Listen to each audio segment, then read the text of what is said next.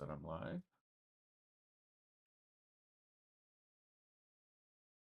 Yesterday's trade review was posted yesterday, so.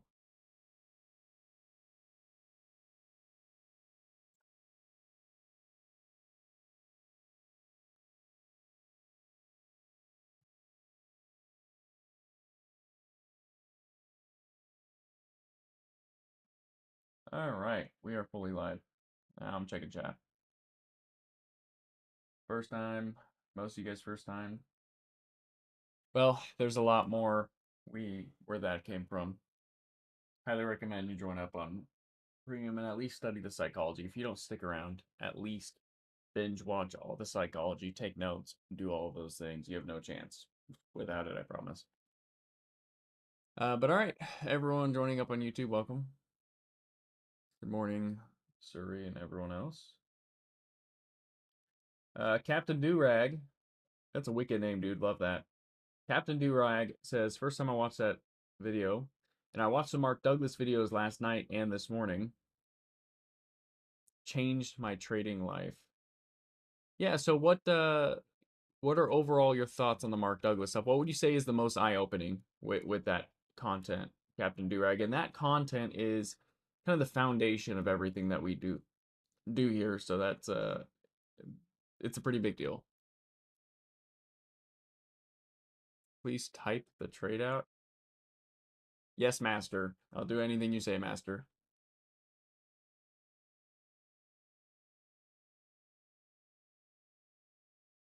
Guys, if you're in the live trading and you're asking me things like type the trade out, I guarantee you're probably not going to make the trade because you're probably trading on the options chain, not on an active trader.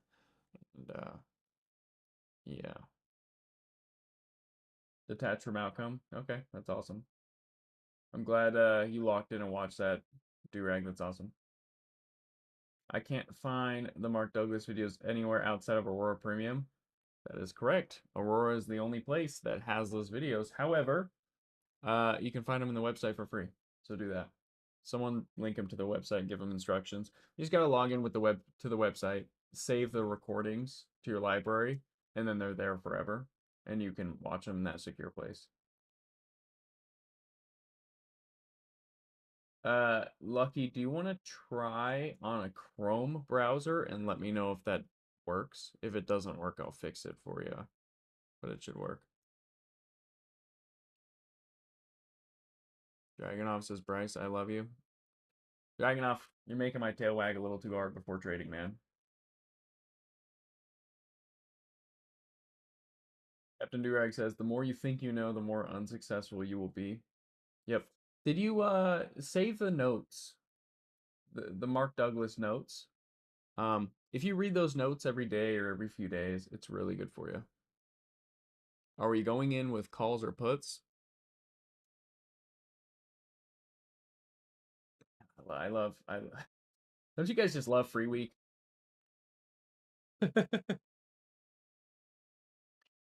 Yeah. Okay, well, NQ's got a lot of lower levels here.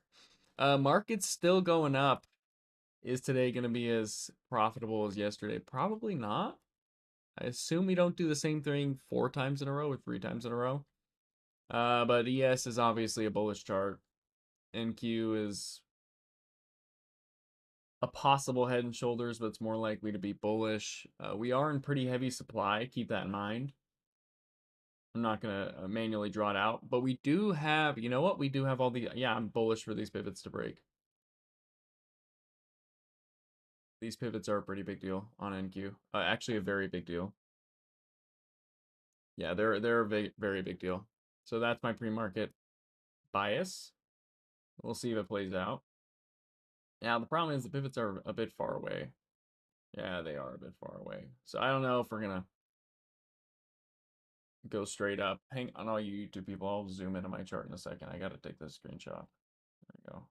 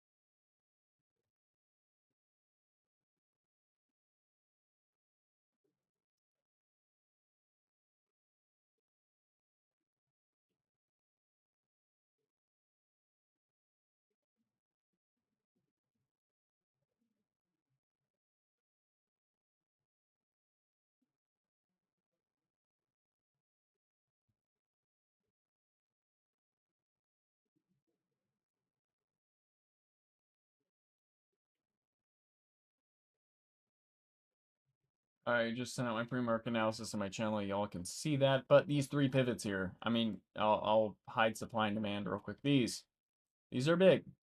These are big pivots indeed. I'll mark out this one too, since I am on the 30-minute. But these three pivots are really big. I'm bullish for these to break if we get in range. We still have a ways to go. We still have a lot of supply in the way. Now, obviously, I can't see that supply on the 1-minute chart because that supply formed months ago. In my 1-minute chart, it's too many candles back. I don't have a high enough subscription for that. So, unfortunately, NQ broke pre-market high already. Yeah, I'm just bullish. Will I get a good trigger? That's the question. Are you trading SPX today, Johan Laven? Considering I've traded only SPX and QQQ every day for the last 3 years in my alert channel, I'd give it a pretty damn good chance, to be honest. We'll see. Maybe I'll surprise you guys.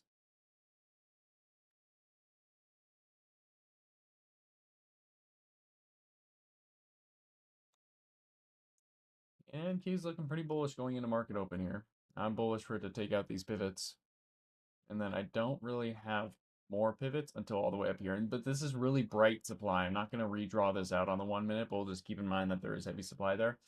But honestly, I'm not that bearish for us to reject supply. Once it gets into this supply, I'm pretty bullish for it to continue to the pivots. Unless we get some super non-bullish news somehow. But yeah, already I'm bullish for these yellow lines to break to the upside on NQ. So any pullback here would give me a decent entry. You can gamble if you want, but I would, the IV is too high. For me at least. There goes the first pivot.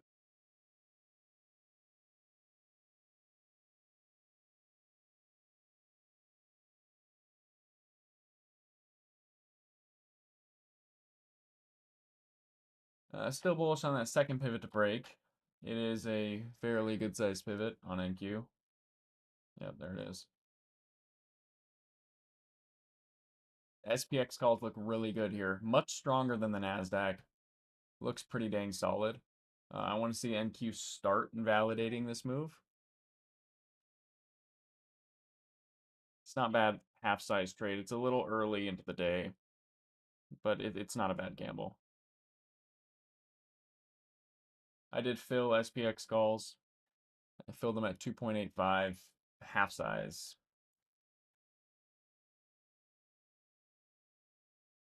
It's a scalp to my Nasdaq pivot. ES is incredibly strong. My PT is that next NQ pivot.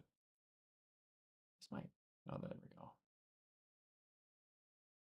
Let's see if I get to add to this trade or we flip super weak. And that's a huge risk, and I'll never enter full size right at open unless something like yesterday happens and I have like a perfect top on NQ. Too high of a chance of it flipping weak. Like, look, see how it just flipped weak? Now Q calls look a lot better. The problem is the Nasdaq's already at PT. Here's ES getting a red candle. NQ's a huge green candle. I'm going to have to add QQQ calls instead of SPX. Let me see here. I did fill. Hang on, I'm waiting for this candle to flip green. If this NQ candle flips green, I'll fill. Otherwise, I'm stopping out for a small loss on SPX. It's actually a really small loss. Thought that would be larger.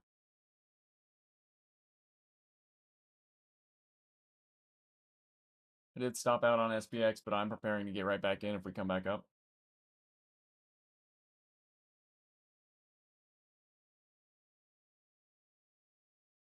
Was up 20%, but NQ did not get my price target.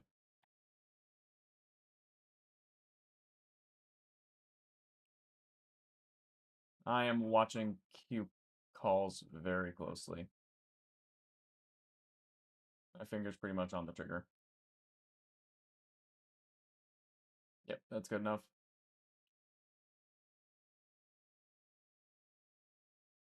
I filled them. Pretty heavy, much heavier than the last trade.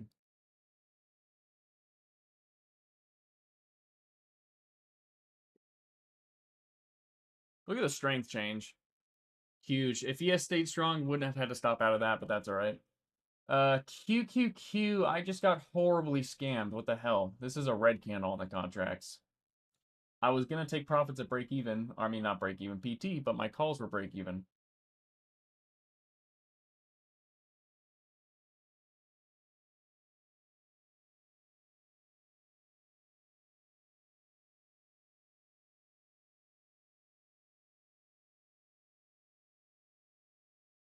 What a freaking scam. I'm break even on this trade. This the candle this huge green candle closes a doji on the contracts. That is horrible. Implied volatility is way too high from the last 2 days of running.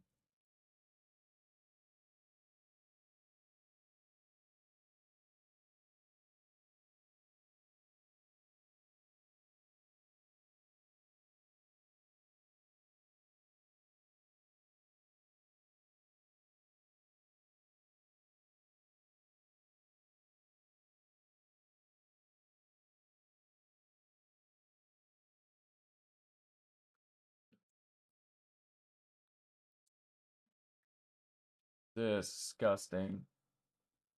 Didn't make a dime on this trade. Not a freaking dime. And granted, it was a very close PT, but not even a freaking green candle. Now it's green a little bit. I'm 5%. It's huge. I can retire off that.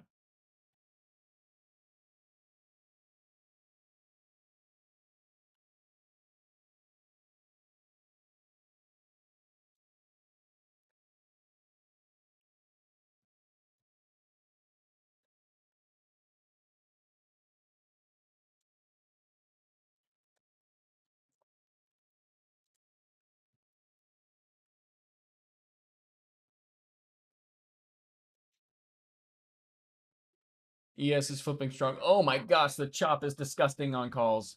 I just took a glance at the SPX calls. They look freaking horrible. Oh my gosh, look at this. So I'll send it in the Discord chat. Look how much SPX is bounced, right? Look how much SPX is bounced. I'm going to send you guys a screenshot. Look at this. Look at the calls. I took profits for a whopping freaking 5%. I'm hoping I can get a little bit more on the last of this, but it's a tiny freaking trade. You can't hold trades when it's chopping that bad. It's stupid. We could still go on a run and end up squeezing, but I'm mostly out of this. That was an absolute scam. So I'm still tiny red on the day. I mean, this trade was full size. The last trade was half size. Took a 20% loss on the last trade, but only a 5, and that was a perfect sell. Oh my gosh, that's freaking perfect.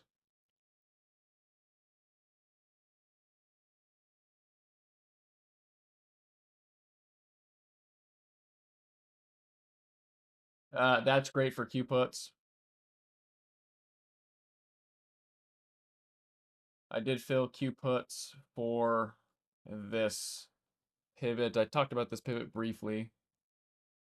I'm hoping to add though.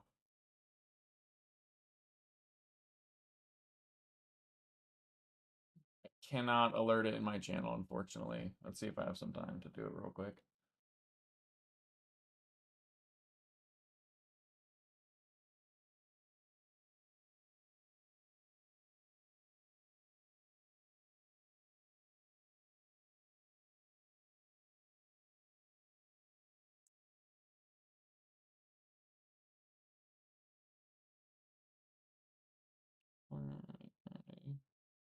But to be fair, we had 2 days, straight days of running.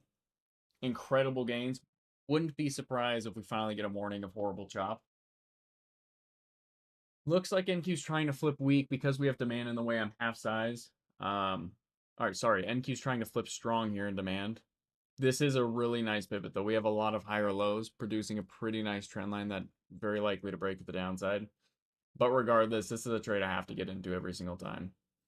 Uh, it's a gorgeous liquidity sweep up here, supply rejection, and a huge dump. But just like the last trade, NQ's flipping strong on me because of demand. If NQ comes back down, I'm going to have to fill SPX puts instead of taking my ad on QQQ. But it looks like we're just getting a magical bounce on the Nasdaq. Yeah, looks like the case.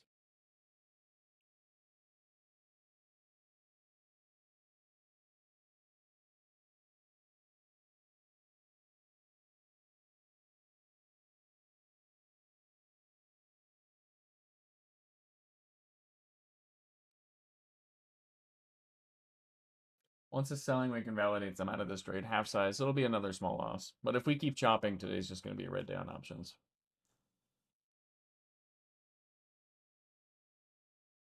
Uh, it's a pretty bearish selling wick, but I think the selling wick is likely to invalidate. I'm leaning bullish for new high of day. NQ flipped very strong after hitting this demand. But I mean, if it does somehow magically come back down, I'll fill SPX puts as well. Otherwise, I'm going to stop out this half size trade.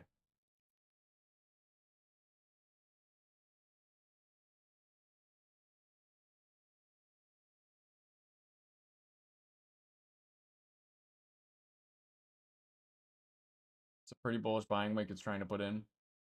I think we could end up getting a short squeeze. That huge red candle may just be a massive bear trap, to be honest. That's what it's looking like. Yep, I did fill stop loss. I'll be back in if it comes back down. Probably won't, though. I mean, it's a pretty small loss, but I can't bag hold it because it didn't validate that whole red candle. Ah, that was a good stop.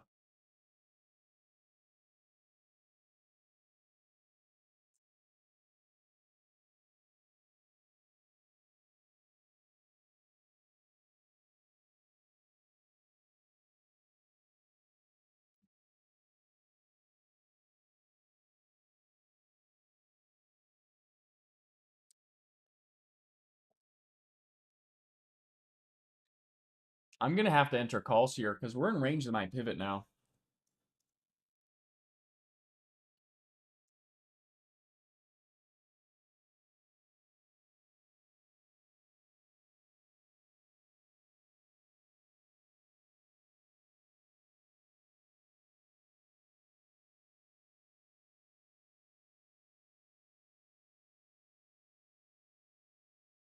It's just going to have to be Q calls at the moment. It's still stronger than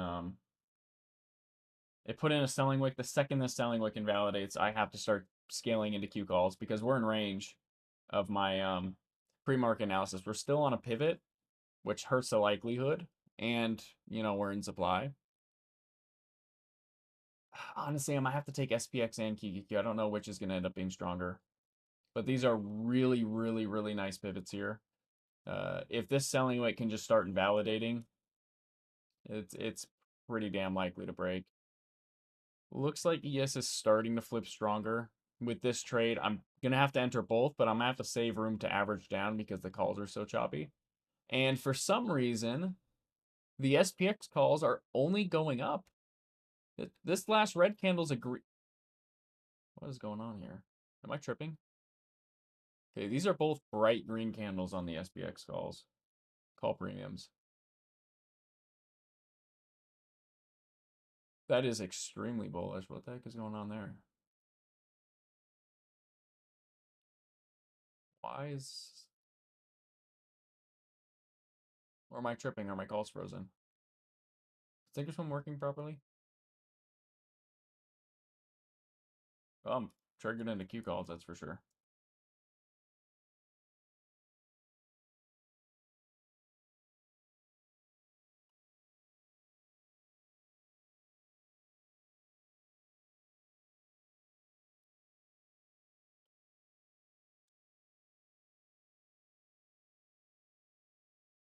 I'm scaling into Q calls. It's not a hard entry. I'm just kind of entering as it's invalidating this selling wick personally.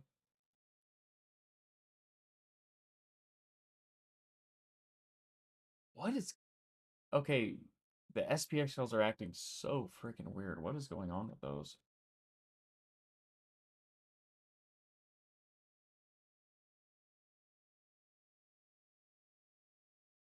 I'm decent sized in the Q calls for my pivots. This is my pre-market range here.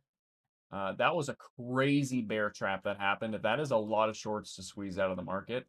I have no idea what's going on with ES though. That's very, very bizarre. that we did that.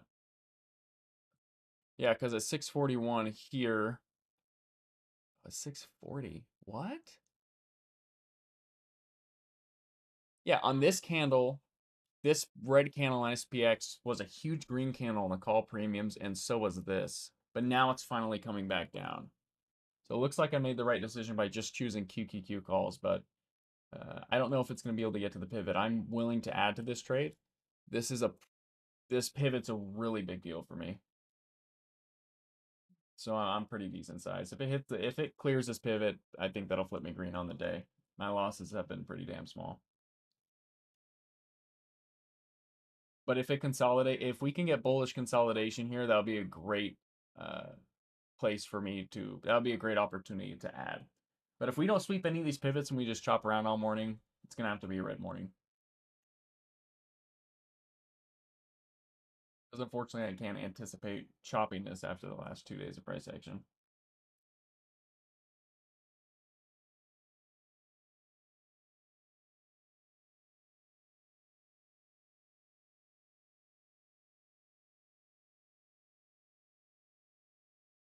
If we consolidate and pull back bullishly, I'm adding more subjectively, like this candle, very bullish. Adding a little bit. These pivots are freaking beautiful, guys. These 3 pivots are gorgeous.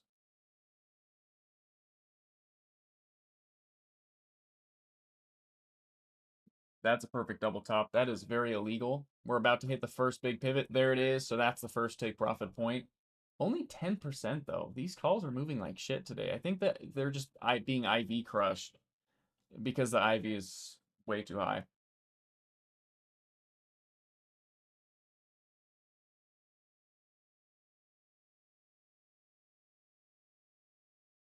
That is a very bearish liquidity sweep. I personally didn't take any profits, unfortunately. It did hit the first pivot, and I tried to, but the calls barely went up. I got a whole 10%, so I didn't fill.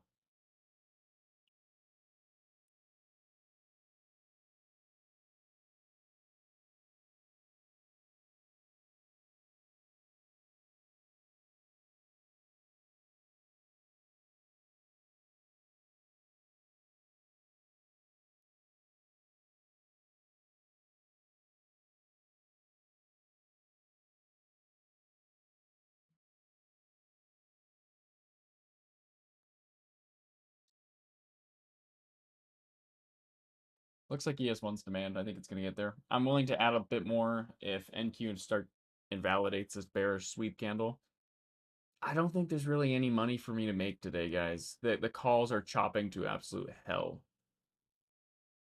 The last 2 days have it raised the implied volatility for calls so incredibly much that I'm literally break even on this trade right now, and we are way above my entry. I don't really think there's any money on options. I think today's gonna have to be a futures day.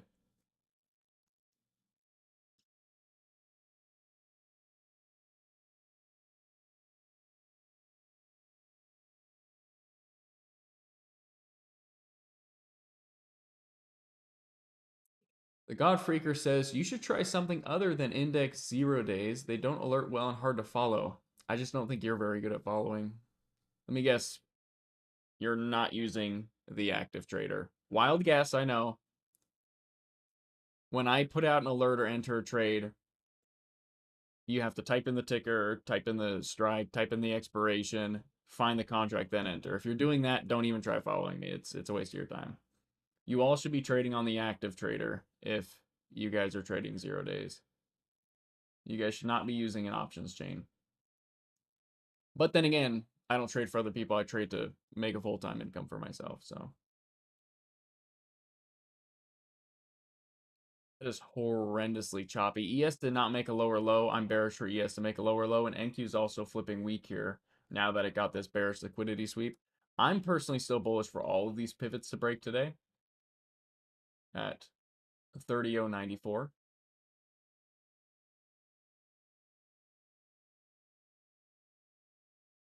Oh, that looks good. ES didn't make a lower low, but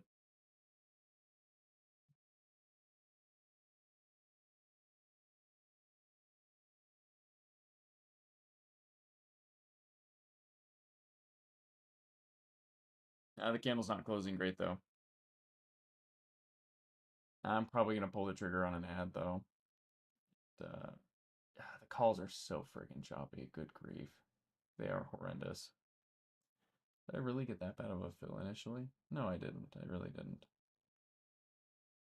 It looks like ES still wants to potentially make a lower low. I really want to see this trend line break on ES. If ES can bullishly sweep a lower low here, like bullishly sweep low day, NQ can run. I think NQ is going to get to this pivot pretty much, regardless of what ES does. It's very strong, but it would help if ES decided to help out.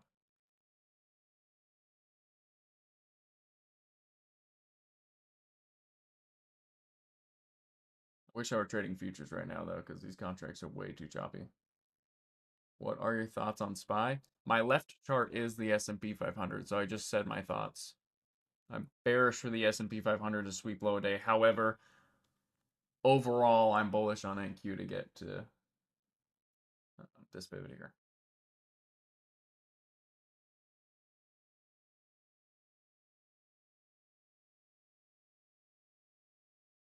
Look at NQ not want to go down. Look at this is beautiful on ES.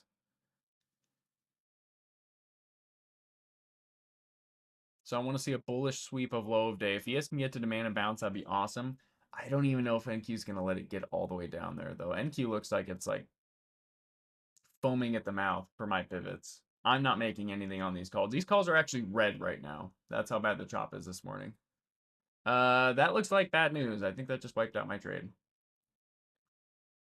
If we invalidate this drop, I'll add pretty heavy on the calls, but it looks like that looks like news just came out.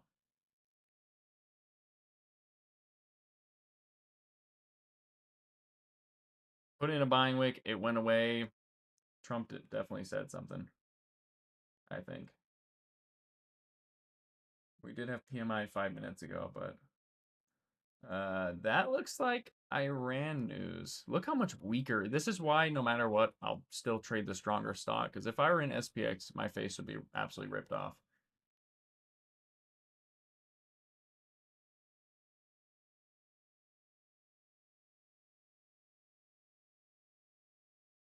It's unfortunate because when I stop out of this, I know I'm probably just going to have to re-enter when it comes back up. But I have to honor the stop loss because, again, once we start getting down here, I'm leaning pretty bearish for it to continue to 29,890. But if we come back up and start invalidating this, I have to add a pretty decent amount. I've been pretty much waiting to this entire time.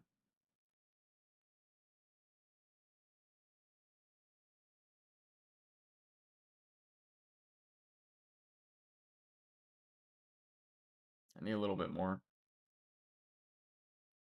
I'd like to know what the news was, though. If it was Iran news, we're just going to go down below low of day on NQ. We're going to come all the way back down.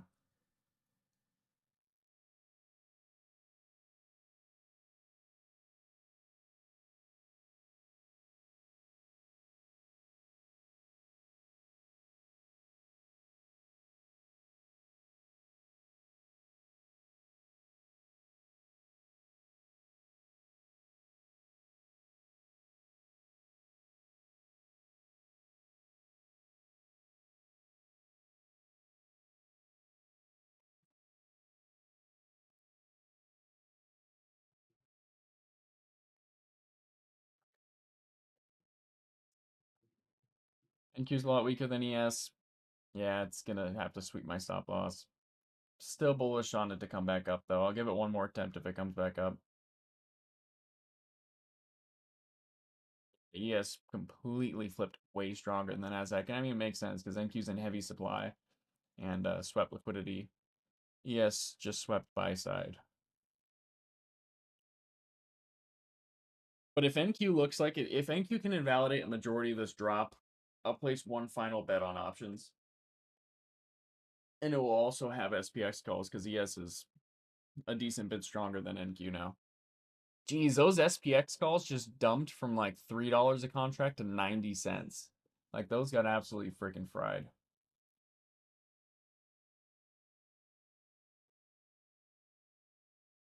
Drop my strike down.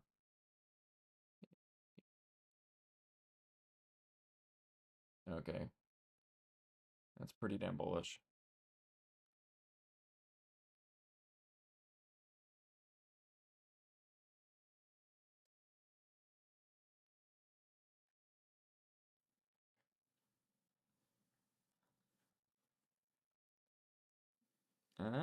It almost just hornswoggled me, folks. Fingers on the trigger. I need that selling wick to invalidate. I almost just got hornswoggled.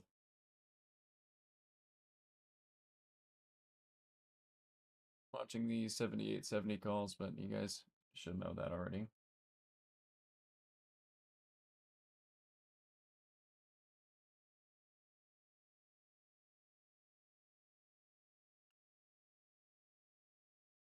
We're gonna invalidate the selling wick or no?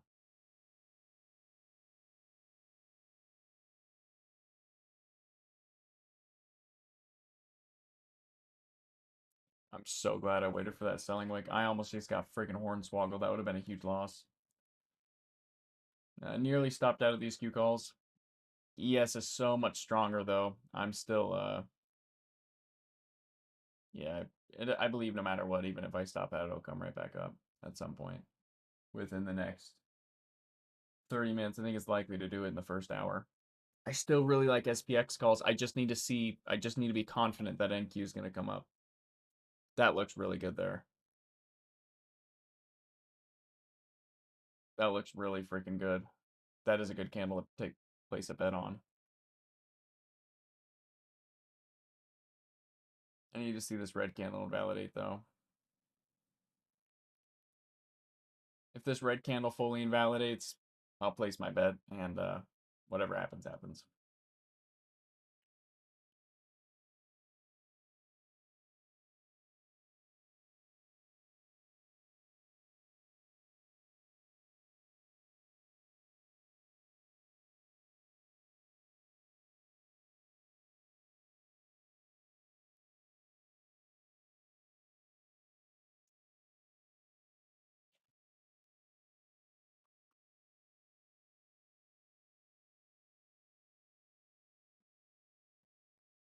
ES is so much stronger than NQ. Too bad the strength change, or this would actually almost be a PT right now.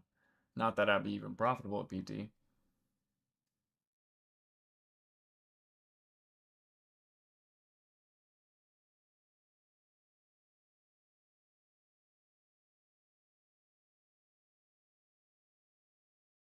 Might just have to switch to just being an SPX trade, honestly, for my last trade.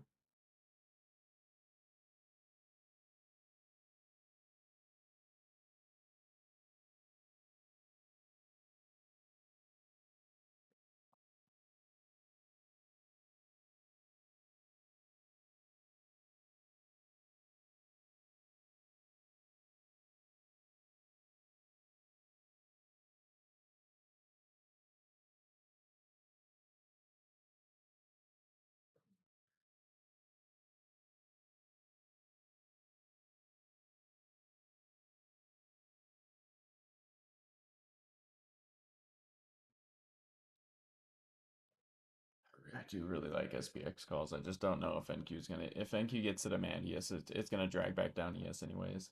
I need to be confident ES gets new high of day if I'm entering anything. But ES is so much stronger than NQ that it's hard for me to stay out of SPX calls right now, especially when it just put in those two buying wicks with lower lows. This looks like baby bullish consolidation here on ES. You can see like a little bull flag on the 5 minute, I mean 5 second. That's the long chart.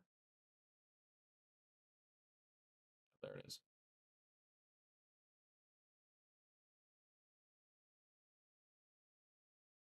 Looks like NQ's throwing in the towel though.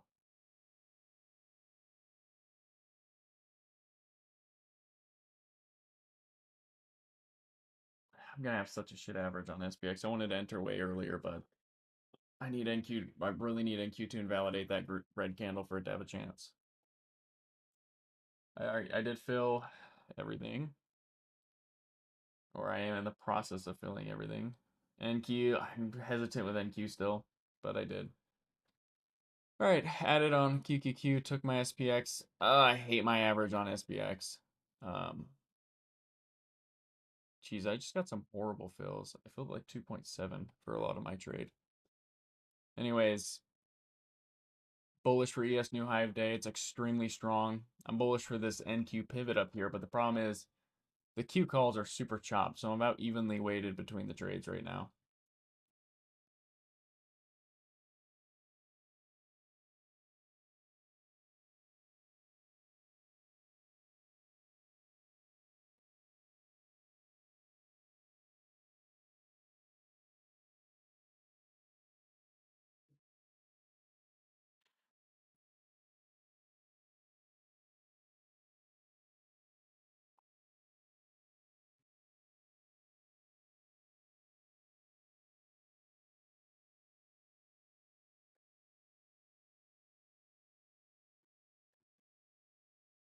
Horrendous chop on the Nasdaq though.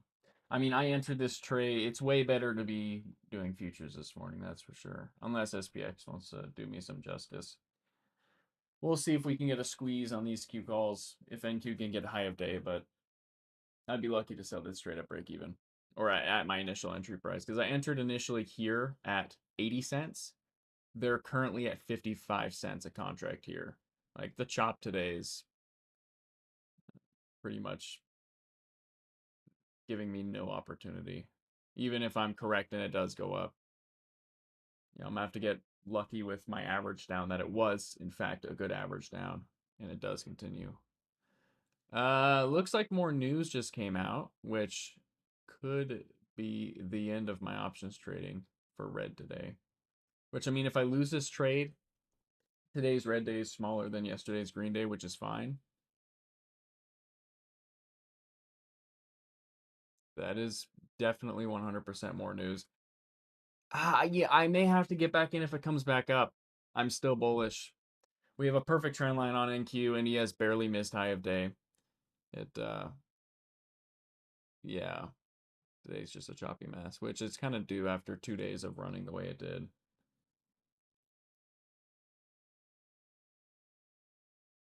Looks like the hornswoggling is indeed not over. But with a terrible first hour, hopefully the second hour is a lot better.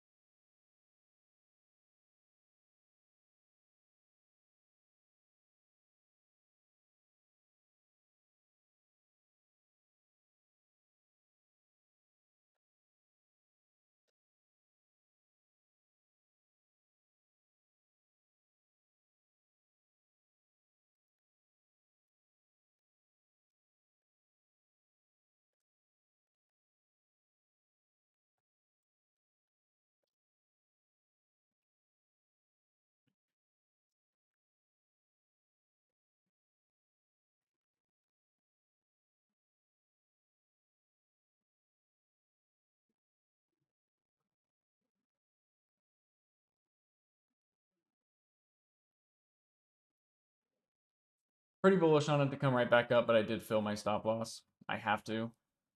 Um, Fortunately, today's a fairly large red day, though, because the chop is just too horrendous. I mean, how 179 tick stop loss is super tight, but it's still like 50% for my initial entry.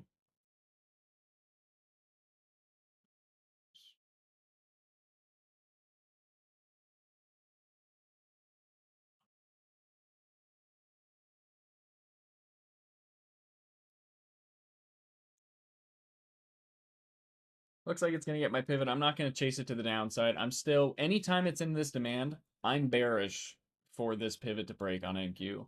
The only trade I'm willing to take, if I take one more trade on options, is going to be calls if it comes back up. Otherwise, today's just going to be a futures day. There's no money for me to make on options. Everything's way too choppy. The last 2 days of price action ruined them.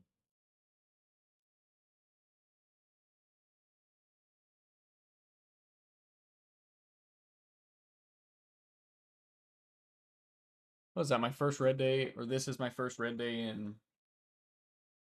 I don't think I had a red day last week. I think today's my first red day in, what, 7 days on options? It's pretty good. Can't complain.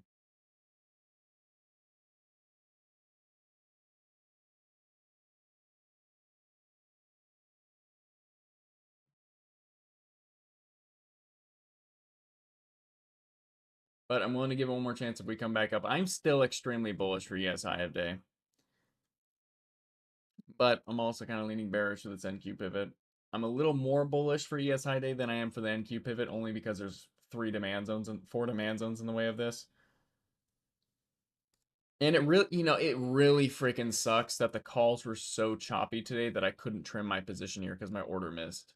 I expected my trade to at least be up 20% at this point. It was up not even 10. So that order missing hurt me quite a bit.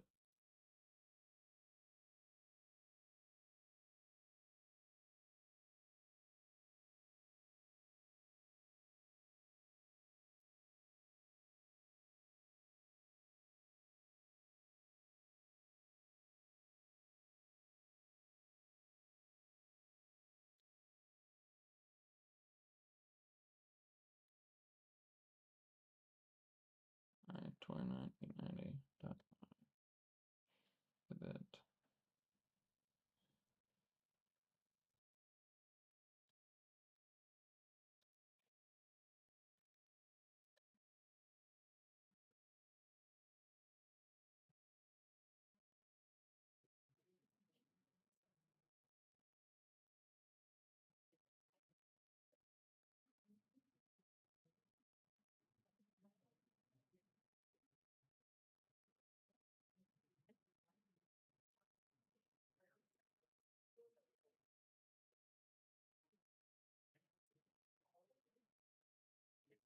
Back in for one last rodeo. If we come back up, looks like ES is doing it. NQ's missing that pivot. SPX calls still look good in my opinion. They still look really freaking good. I did fill them at 2.3. And one last rodeo. So much fun. Here we go, folks. Let's see if I get hornswoggled again. What do you guys think? Place your bets in chat. If I'm triggered in, I'm triggered in. I have to be in. I can't just not get in just because I don't want to. That's horrible psychology, and we are way too professional for that.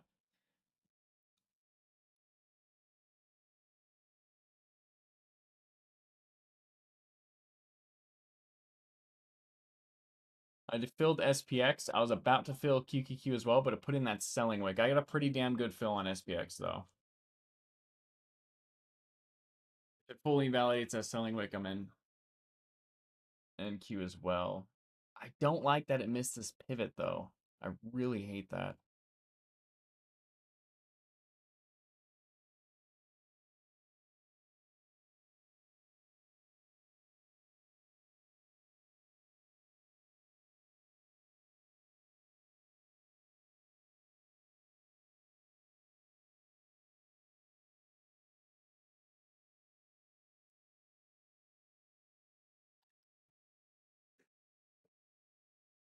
So for now, I'm pretty light size. I can't be really heavy until I add that QQQ calls, but I think I may have just avoided calamity. Are we going to invalidate the selling wick on the Nasdaq? Or not? ES is SPX calls are actually doing pretty decent. They're a break even. I would have thought they chopped more by now, but they probably will. It's probably coming. NQ flipping stronger. Need the selling wick to fully invalidate. I mean, I'll take one last chance at it. But honestly, like, it didn't sweep these down here, so it's not really any more likely of a trade than this trade was here. And this was actually a pretty likely trade down here. This was a pretty likely trade. But this isn't more likely, unfortunately.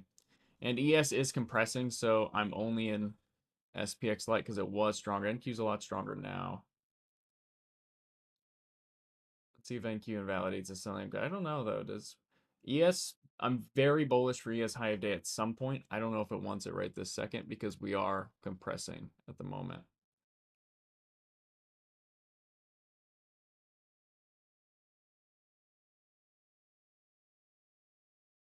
Which is the worst kind of open. Like, I'm very rarely going to be profitable if this is the open that I get. If we just compress like this, happens one every, honestly, 6 mornings, I'd say. One of every 6 to 10 mornings. So if I'm red every single time, that's pretty damn good stats.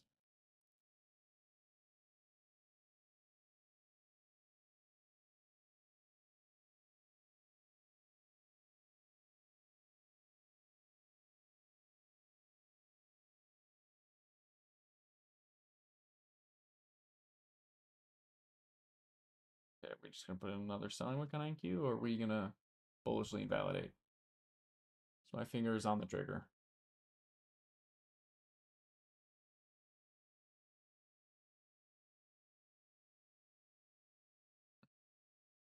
I feel like it's doing just enough to try to bait me in, and then it'll like dump right back down. That's kind of the vibe I'm getting right now.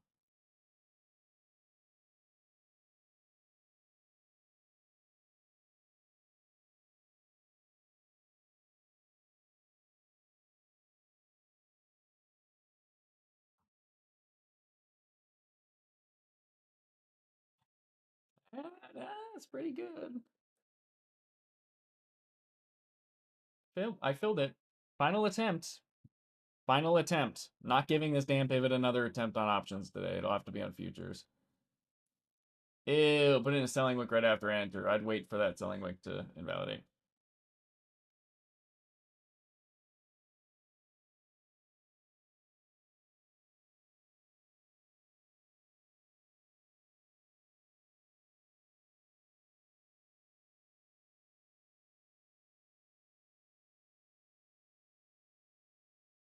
It I told you guys, I feel like it would do just enough to bait me, and that is a horrible candle. I would not take entry unless that candle goes away. Unless that selling wick goes away, I would not touch it.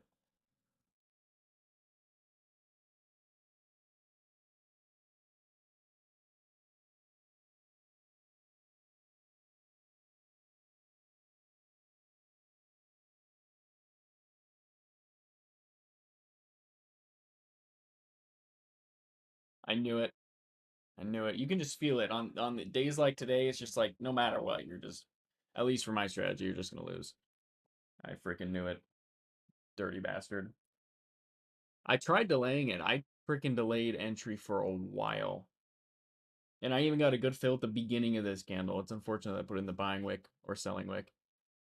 ES is still strong, but my small SPX call position, it's chopped to hell. You know, I enter initially at 2.3 here. The contracts are at 2.1, and it's way above my entry. I entered it 63 cents on QQQ. It's red, even though it's above my entry. So, yeah, this is going to have to go on a short squeeze and run, or there's going to be no more. There's going to be no softening of today's red day. That's another pretty ugly candle open on the Nasdaq.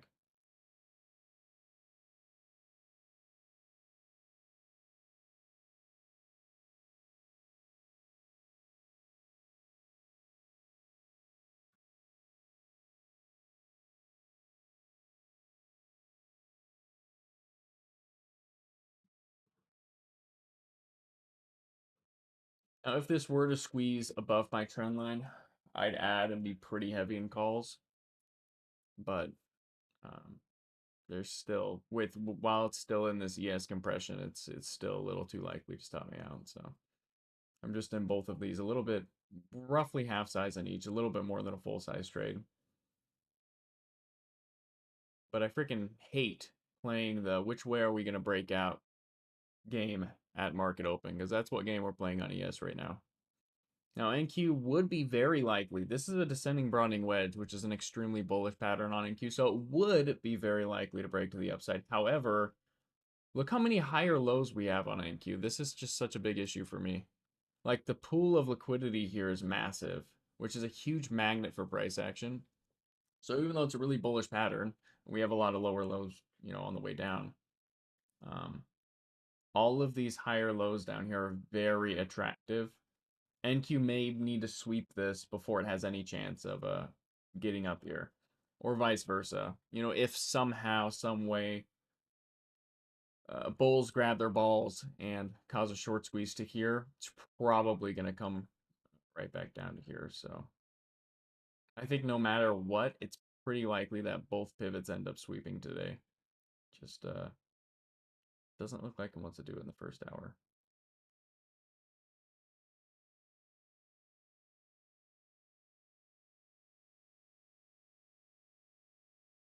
Braden in YouTube says everything just dropped, even my airline stock. Prayers for Braden's airline stock. Hate to see it, man.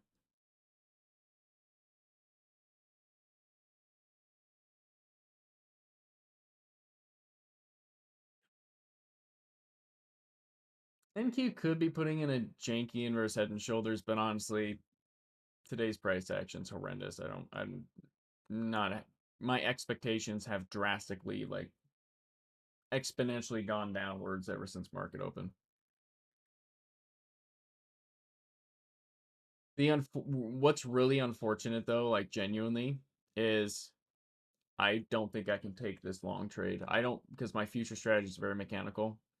We're obviously in supply and we have this bearish liquidity sweep here.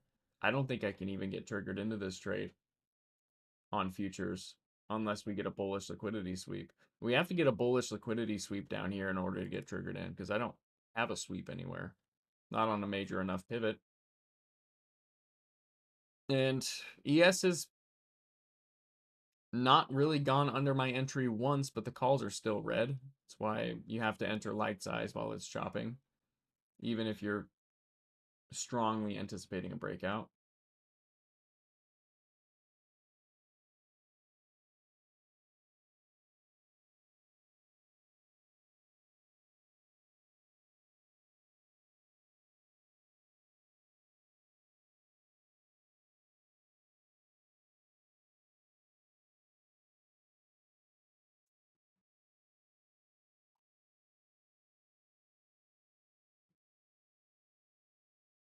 That could cause a short squeeze. Are my contracts going to come back, though? I don't know. Yeah, that's an ugly selling wick. Bears are still fighting it. This candle closes without a selling wick, so it invalidates its own selling wick. It has a chance of short squeezing over my top trend line on NQ and ES squeezing the high of day. But there would have to be a lot of buying like within the next 30 seconds if that's going to happen.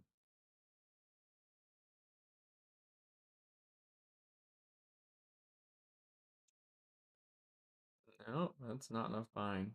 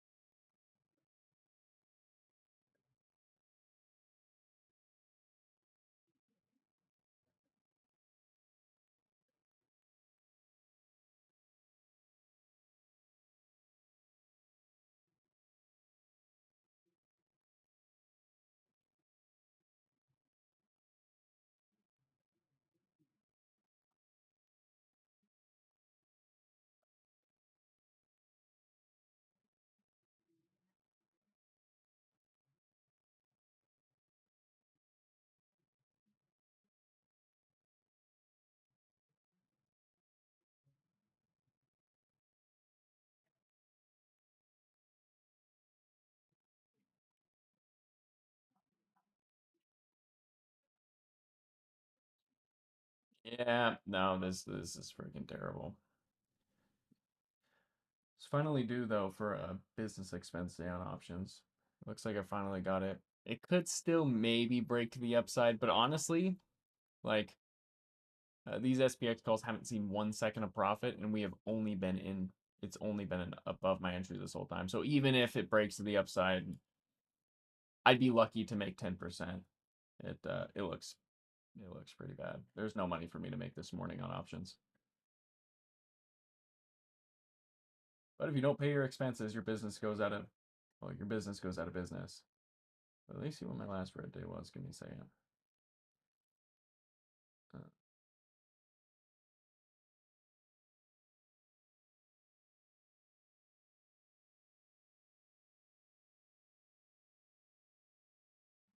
it's only been 2 weeks since my last red day.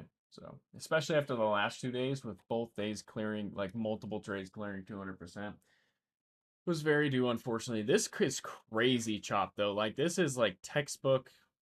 There's a freaking triangle on my chart right now, and yes. But yeah, it really sucks though. If NQ doesn't sweep that liquidity at the bottom there, I don't I don't see a way for me to enter, even if it does get to my bias and my PTs, which I think it's very likely to do today. I don't think there's a way I can get triggered in on ES because we have bearish liquidity sweep and supply, right? We have two reasons to go against. And even if I have, you know, bullish chop on NQ, let's give it bullish chop, liquidity momentum, and strong, that's still not enough to enter. I need one more. So obviously, if it goes down now, I'll have to lock in one last loss on my options, which isn't as big of a loss as my last trade, but I'd still rather not take it. Um, not only will I have to lock in one last loss on my options, but it'll give my futures trading a chance because if we do sweep this and come back up, futures could be solid today. And I will say, so for all of you futures traders that aren't trading options, you guys see how close NQ is to my entry? I entered the calls at 60-ish cents, and they're at 40 cents right now for a 30% loss. And it was barely even red. That's why you cannot enter heavy size when it's chopping. It's just freaking stupid.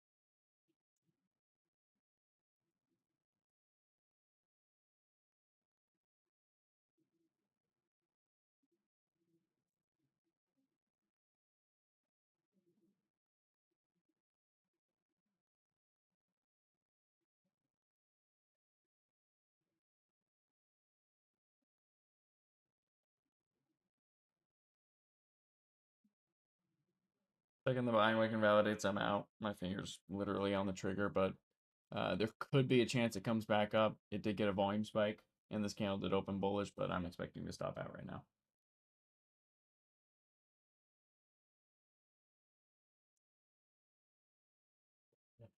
I'm bearish for NQ to get down to 890. I still think, I mean, it's so choppy that it could just bounce out of demand again. But yeah, I locked out here. I'm all out.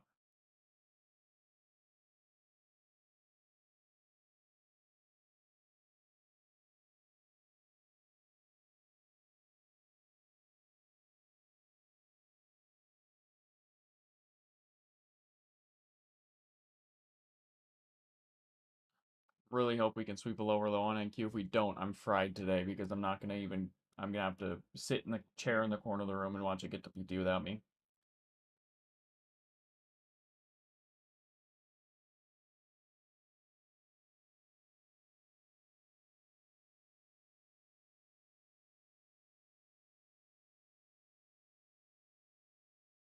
Yeah, the calls are just implied volatility chopping. That's why you have to, regardless of your confidence levels. My only sizable trade was here, and it wasn't that big of a loss percent wise, but it was way bigger than what it should have dollar wise because I missed the freaking trim because it chopped so bad. But yeah, today is horrendous chop for options. Horrendous. Like, you guys see how tight the stop loss here? I filled the stop loss earlier. So it's not as bad, but you guys see how tight this stop loss is on ES? Like, that is incredibly tight. Entered calls at 2.3. They're currently at just 80 cents. This is the worst chop I've seen. Potentially all summer. I think this is actually the worst chop I've seen all summer. But NQ looks good to get to my 890 pivot. Was pretty bearish for it to get there, but I can't just keep risking it. I risked it one time. Glad I didn't risk it here because I missed out on a big loss. I'm hoping this sweeps and comes back up because if we sweep and come back up, I'll be set up for a really nice trade on futures that'll have a pretty damn good chance.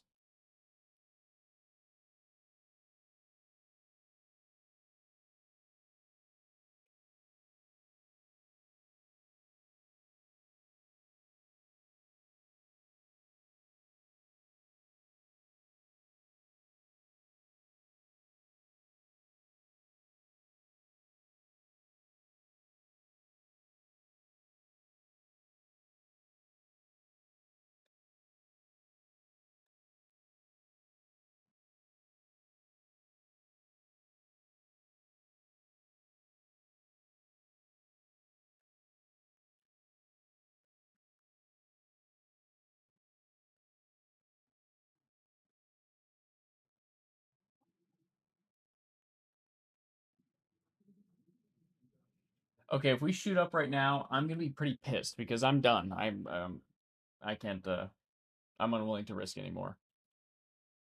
Because today's red day is a little bit smaller than yesterday's green day. It's smaller than each of the green days that I've had this week, but I'm not willing to make it bigger than yesterday's green day by giving it another chance. That is a bullish liquidity sweep, though. It looks like it may want to bounce.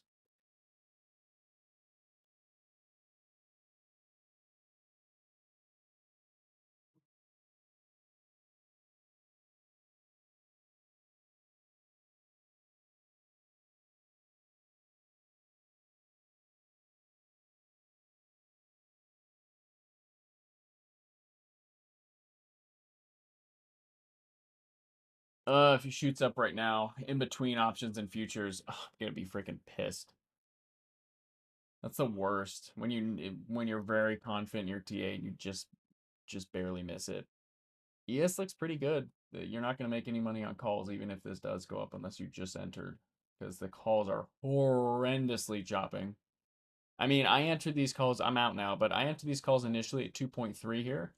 Uh, they got all the way back to 90 cents right now. Like horrendous. Absolutely no chance at making money today on options. Zero. At least for the first hour. Okay, good. It did come back down. So we have a chance. We have a chance on futures. Now, if we come up, I mean, that is a liquidity sweep. There's a chance I can get triggered into a reversal trade, which I don't really want to do, but I'm fine doing. I just have to follow my strategy perfectly, right? So we did get a volume spike on this candle, and we did get a liquidity sweep. It's going to be a little too late to count that volume spike as a trade. Let me make sure I'm not missing any new demand zones, though. Yeah, see, I am. That's important. See, if I were trading futures right now, I'd have to be in a reversal trade right now because we swept liquidity in demand with volume spike.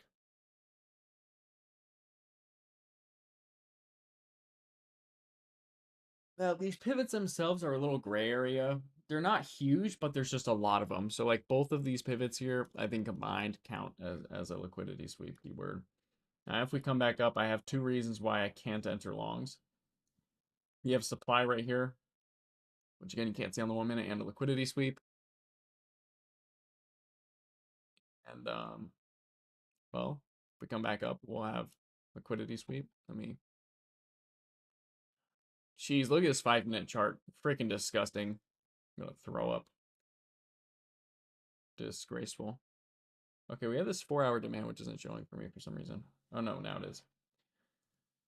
Okay, we'll have liquidity sweep, liquidity momentum. I'm able to count this as bullish chop on the Nasdaq if we just come right back up right now. And then honestly, I need strong.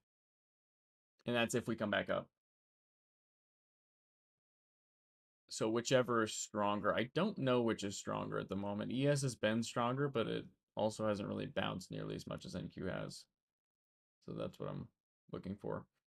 All right, type in chat. Did everyone honor their stop losses appropriately and size appropriately? You guys didn't let I hope you guys didn't let yesterday's. I told you guys. I freaking ranted about it yesterday to you guys. Don't let 2 huge days of gains get in your head and start shifting your expectations. Right? I told you guys those last 2 days extremely irregular, and I told you guys yesterday Like the fact that we were extremely lucky 2 days in a row, and really I haven't had a red day in a couple weeks, but lots of very small green days and pretty much break even. I told you guys that we are due for an unlucky day. That's how it works. It's always balances out. Super lucky days are always balanced out by unlucky days and vice versa, right? And your unlucky days like today will be balanced out by a lucky day maybe tomorrow. But most people never experience balancing out via getting lucky days. Everyone only experiences unlucky days. They never get to experience their unluckiness getting balanced out to luckiness because they're too busy blowing their accounts and not honoring their stop losses on super unlucky days like today. You know? So, ultra super mega red. What does ultra super mega red? For me personally, I'm red slightly less than yesterday was green. And yesterday was a pretty big green day, but Monday was a great green day as well. So I gave up 1 day of profits for today. And today I had a lot of potential. It just really sucks about the chop. If I didn't get chopped out so bad, um, today would be a much smaller red day. Much smaller. The chop is really what did it. Both of my stop losses should have max lost me 15 to 20%. Like just where my stop losses have been placed. But also like the baits, like this is such a huge bait here. I have to enter puts for this every single time. I'll take the same trade tomorrow. But then having to enter calls here and then not even making money when it goes up, it's like some days it's just impossible to make money for trading options and futures too if it's perfect market. All right, 890 pivot hit just as predicted. Didn't really make any money, you know, on it because I'm done trading options. The first hour is up. And also, I'm not willing to lose any more money. So if you're not willing to spend money to find out if the next trade is going to be green or red, you can't take the trade. Okay, today may just end up being a bearish day, which means both these two pivots may survive. I don't think they're likely to survive today at all. That is a huge volume spike in demand. That's a liquidity sweep. ES technically missed this pivot though, so I'm still leaning bearish. I would have had to enter a reversal trade. Let me get my journal ready. I don't know if futures going to be green. We've been very green on futures. I was able to take a max payout on quite a few of accounts after blowing a bunch of my accounts in July because July freaking sucked. So my goal today with really anytime I go on a really good winning streak, especially like this week and then last week, Friday was incredible. Friday we had a 300% runner, if you guys remember. Um, Anytime I go on a winning streak, my goal is always to prepare my psychology and prepare my mind to accept my business expenses, which are losses, accept my business expenses when the red day comes. I did that pretty good on options today. Maybe somewhere I could have avoided one of those losses by avoiding an entry, but not really. I have to trade a little more aggressive because that's the way price has been moving this week. Now that it, hornswoggled me a bunch, I'm not going to trade the same way tomorrow. I did a good job of accepting my losses on options, honoring my stop losses, even though I believed it was probably going to come right back up. And right now, if I didn't honor my stop losses, all of my trades would be minus 90% because they're chopping so bad. Those SPX calls that were at 2.3 are now at 40 cents. Right? It's important to look back when you do what you're supposed to do, even though you don't want to do it. Look back and see what would have happened if you didn't honor your stop losses. You probably would have, blown up your options portfolio or your futures account. So now my goal for futures is if I have a red day today, God forbid, but we'll see. If I have a red day on futures today, that I'm able to accept it with flawless psychology and still take every single trade my edge triggers me into. Took 3 futures trades this week. Every single one of them have been green. But if you guys remember, every single trade I took on futures this week, I did not want to enter. I hated yesterday's trade. I did not like it at all. Was not a fan. I didn't like any of the trades that I took, but I still followed my edge flawlessly, and that got me a max payout on a bunch of accounts. So that's what I will keep doing. It's a little bit easier for me to do because I was just rewarded for doing it. But all of your guys' goals should be the same. And if you're already at the point where, maybe you're trading the first hour, which sucks for you, it sucks for me too. You probably shouldn't trade anymore if you're not willing to lose any more money. That's a bullish liquidity sweep on ES. And we have demand. ES is stronger at the moment, but I almost have liquidity momentum. This, nah, it's technically not missed pivot. I mean, once we have liquidity momentum on ES, I'm triggered in. We'll have liquidity sweep. We'll have demand. We'll have liquidity momentum. If ES could be strong, the indicator shows strong, but subjectively, I wouldn't really think about the strong keyword right now. If ES invalidates a majority of this drop, it's likely that I'm going to be triggered in for at least high of day. But if NQ's running strong at that point and up to here, I may go for the big one and just extend to this PT all the way up here. So that's what I'm watching. I'm hoping ES can hold low of day. If it doesn't hold low of day, I could be screwed because I'll lose my liquidity sweep. I would then need NQ to get all the way down to here.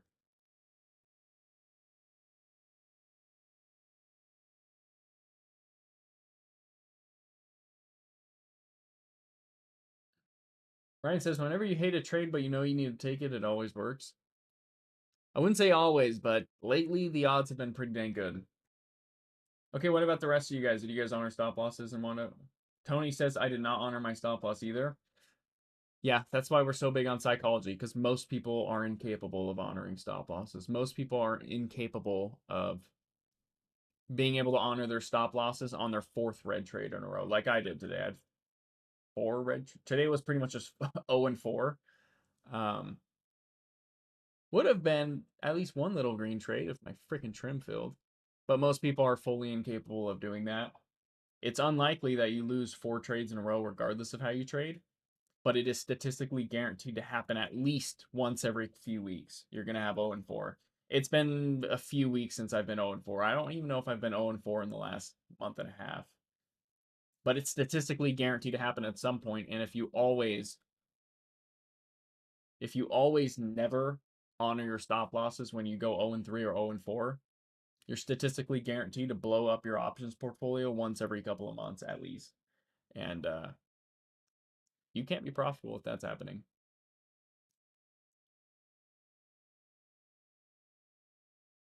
Mary says, I haven't seen a green day for me. Not even yesterday, Mary? Well, if you were in here yesterday trading with me, if you're trading your own strategy, that's fine. But if you were intentionally trading with me yesterday and you still couldn't be green, God help you, because you're not going to be green any day. Bryce, I just joined the stream. Are you still in? No, I'm not still in calls. What kind of question is that? Guys, come on, man. Oh, this stopped out forever ago. And also, I literally draw my chart roughly where I plan on stopping out. So if it dips under that, I'm probably stopping out unless it puts in a huge buying wick. No, it was too fast. I wasn't getting filled. Mary, trade on the active trader, please.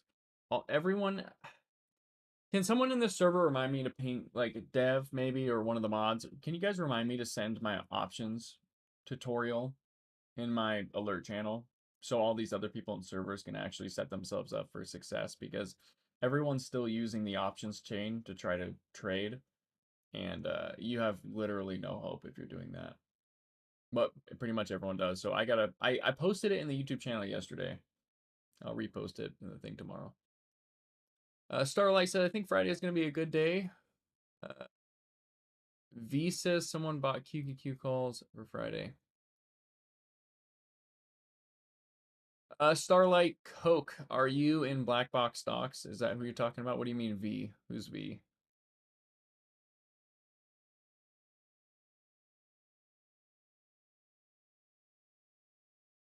3.7 national with them. Not picking up what you're putting down, man. Prestige Network. Oh, that server. Okay, here's the thing. I used to trade options flow, 2020 to 2020 through 2021. I traded a lot of options flow, right? Uh, it's okay. Horrible for your psychology. Good luck ever being profitable. Horrible. I mean, think about it like this, because you just an important point. A Starlight Coke in YouTube chat says, "I think Friday's going to be a good day." His server called out that someone bought a ton of QQQ calls for Friday. Say you take that sentiment and you place a trade based on what you see on the options flow, where the heck is that trade invalidated? Like if you're supposed to put your stop losses when your initial reason for entry, also known as your hypothesis, is invalidated.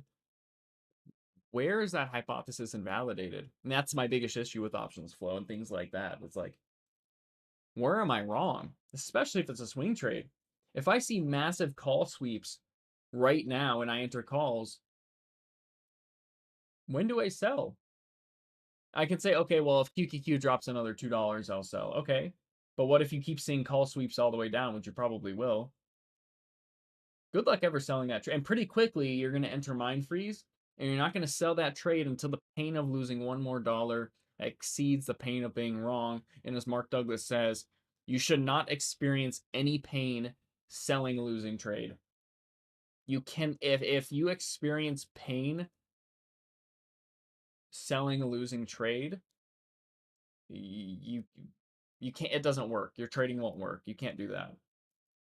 Your expectations are out of line with the reality of the environment you're operating in. And but anyways, yeah, you'll enter mind freeze, and then you'll get past the point of no return to where it's like, well, I might as well let these expire worthless. So I stopped trading options flow years ago because of that. I stopped paying attention to it altogether. If someone tells me there's a bunch of calls, could not care less.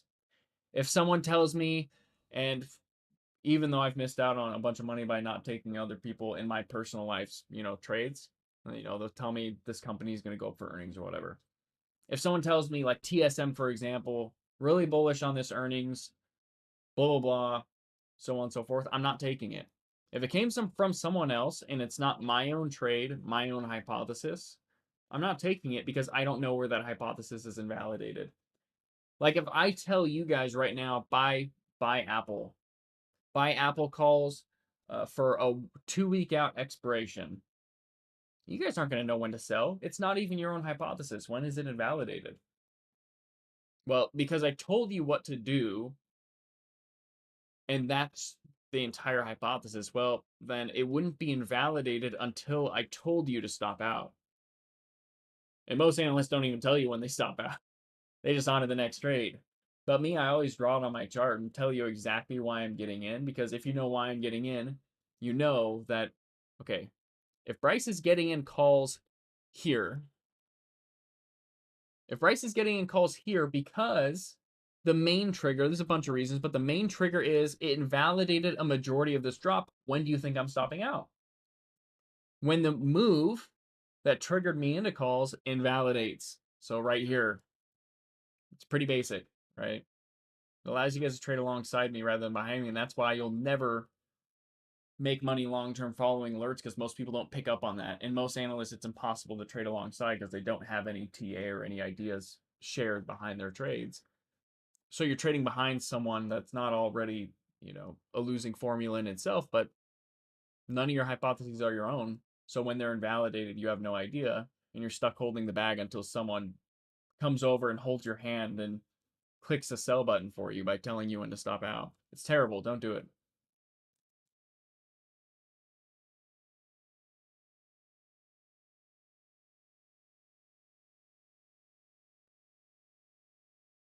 Just curious, how long you've been trading? Since 2020, 6 years and some change. A little over 6 years. Full time for 4 years. Fair point, Bryce. Loving the cycle. Yeah, and that's the thing. We are really big on psychology in this server, and that's the whole point of premium is psychology. We don't really have any premium people that are successful that don't trade their own strategy. Everyone trades their own strategy, and if they're in here trading with me, they're trading alongside me rather than just trying to take my alerts or take my trades. So, yeah. Let my rant be valuable, please. But, all right, well, I'm no closer to being able to enter any futures trades, but we do have a liquidity sweep here. If we bearishly consolidate, I have to enter shorts.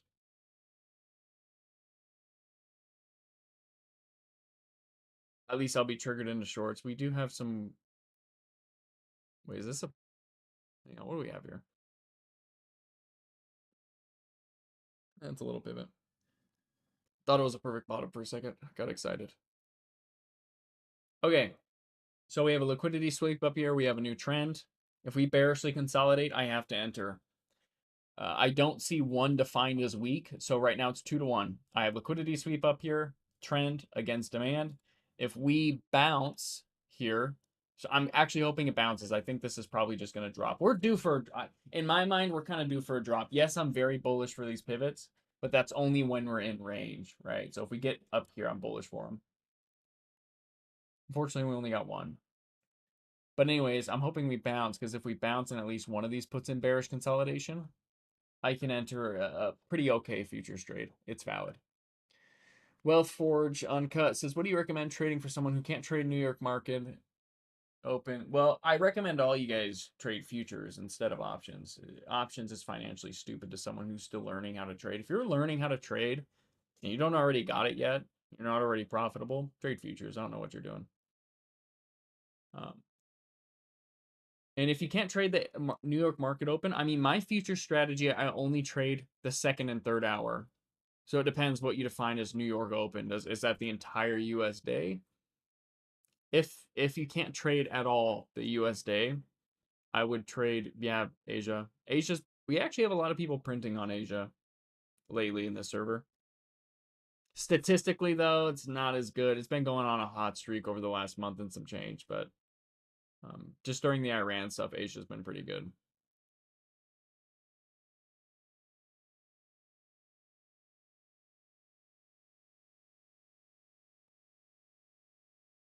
So I use a Apex Trader Funding. It's a prop firm. And then I'm doing $50,000 accounts on Trade-of-8. So do not trade futures with your own money. Stop trading with your own money. While you guys are learning to trade, you're going to lose all of your money. Days like today are going to happen. You're not going to stop out. You're going to lose all your money at least once every couple of weeks. Trade futures on a prop firm. When you have terrible days, it's going to suck. It's going to hurt. It's still going to be almost as painful. But it's going to be financially less crippling. So you'll be able to stay in the market longer and actually grow as a trader. If we come up, I don't think I'm going to be able to enter really. I might be able to go just to ES high of day if it's a lot stronger than NQ. Because if ES high of day looks like NQ will be roughly here, then I can take it because I'm only going against supply, I believe. I see. Yeah. Huck says, I had a feeling last 2 days were good. Went to the gym instead of trading day. Yep. I mean, I told you guys too, but I'm still going to make myself available, right? Um, because technically that's not perfect psychology, Huck, because you're controlling your outcomes and you're reinforcing that control. Still way better than, you know, still better, P&L wise to not show up. But for me, like for futures, how much would it? So like the takeaway is I either follow my strategy perfectly and trade every single day that's not a holiday, or I don't, right? Well, if I'm following my strategy perfectly and I don't want to trade and I lose money, well, it's not going to hurt that bad because I did what I was supposed to do. But if I decide, you know what, I'm not going to trade today, if I decide not to trade yesterday, for example, the last week and a half was too good. Yesterday was too good. I'm going to sit it out. And I missed yesterday's green day that would have got me payouts. Goodbye to my psychology, right? Now, what am I going to do? I'm going to show up the next day and already have that latent motive of making that money back that I missed yesterday. So it's a risky game and not perfect reinforcement. But if you're someone that's predisposed to potentially blowing up on a bad day like today, then it's still way better that you don't show up. But your goal psychologically should be at the point, or you should desire your psychology to get to the point where you're able to show up without caring about the result. Yeah, that's why I just said, Huck. If you're predisposed to that and you believe, yeah, if I lose money today, I'm probably gonna blow up.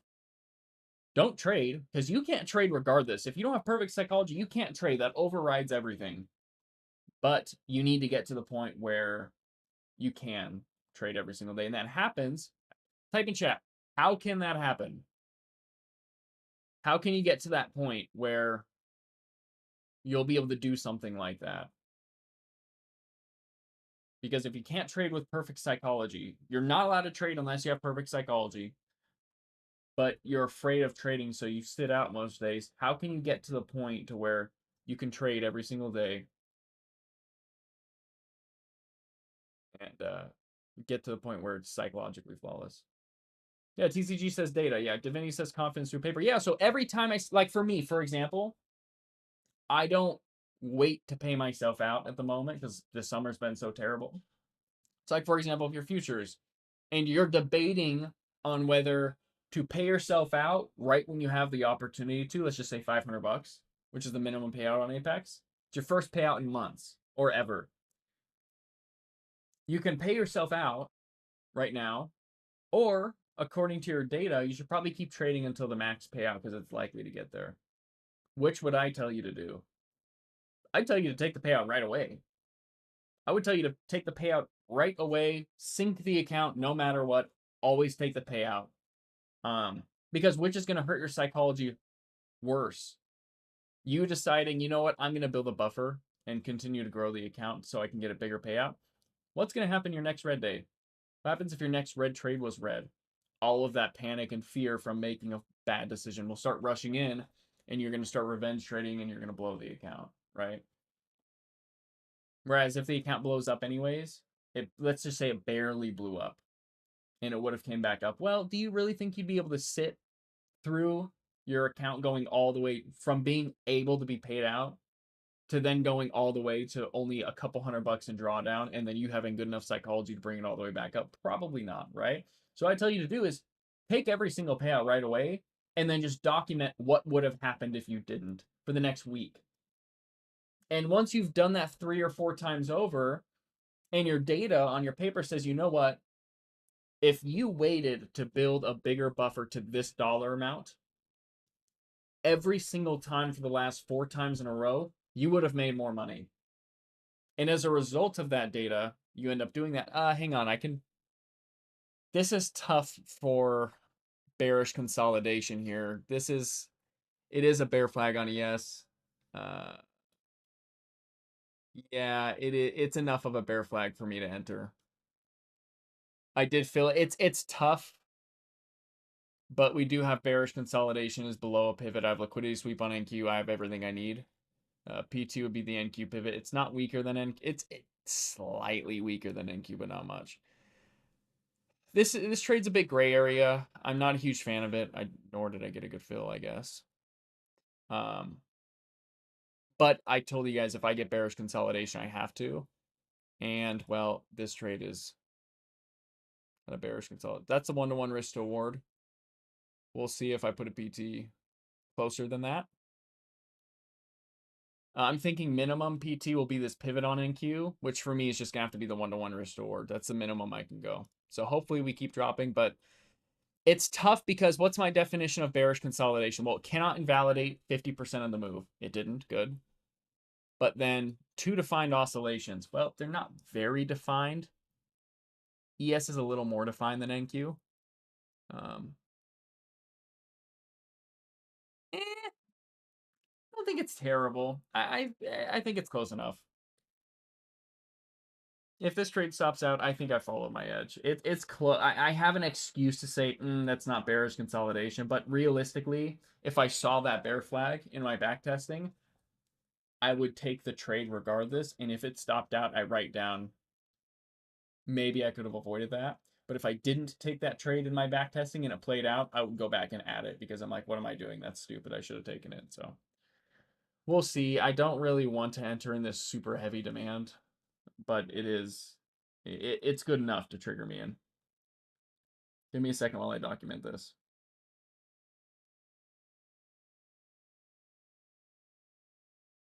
By the way, today's options review is going to be pretty. Oh shit! I sold. I just market sold. I didn't even have my order up yet. I was writing it down. All right, well, I sold. We'll see if it continues down. Where did I fill? 77.80. Yeah, I sold right here.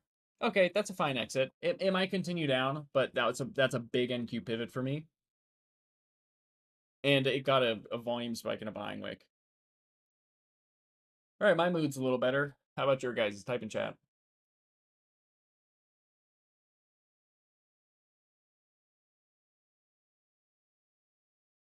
Ultra mega.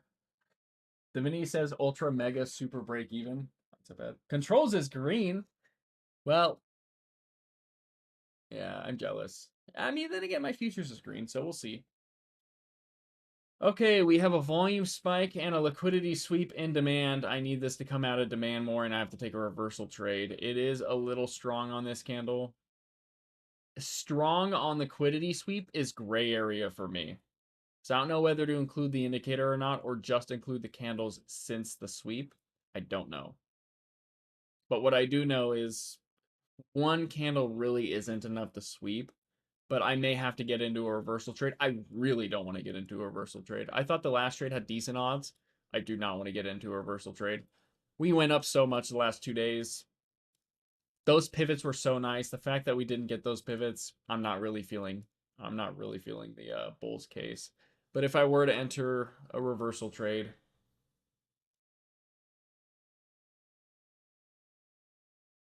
just to the 38.2%, tiny stop loss, I might have to enter 10 seconds till the candle closes. I can only enter in the last 10 seconds of each candle.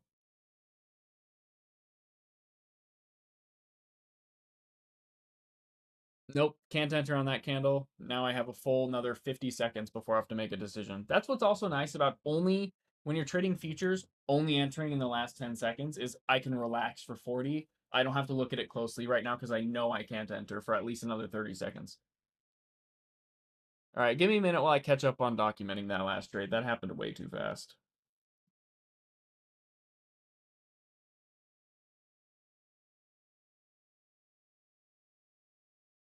Okay. I'd say TA is probably 3. Psychology's 5. Okay, we had trend. We had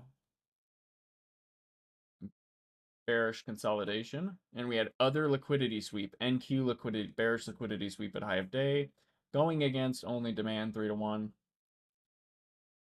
And I have to enter on this candle, it looks like. Yep.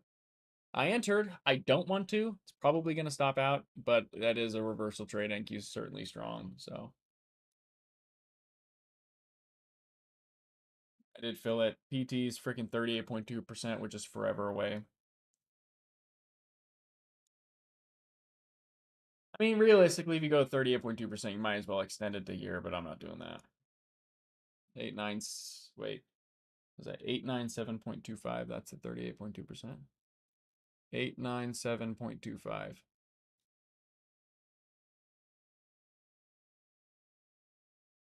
I can't even document my trades. I keep getting freaking triggered in, guys.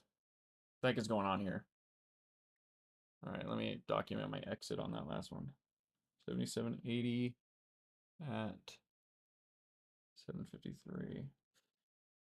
Could still easily stop out. I'm still not confident in this trade, but at least the entry was good, right? At least it went up a little bit after entry, so it had a chance at reversing.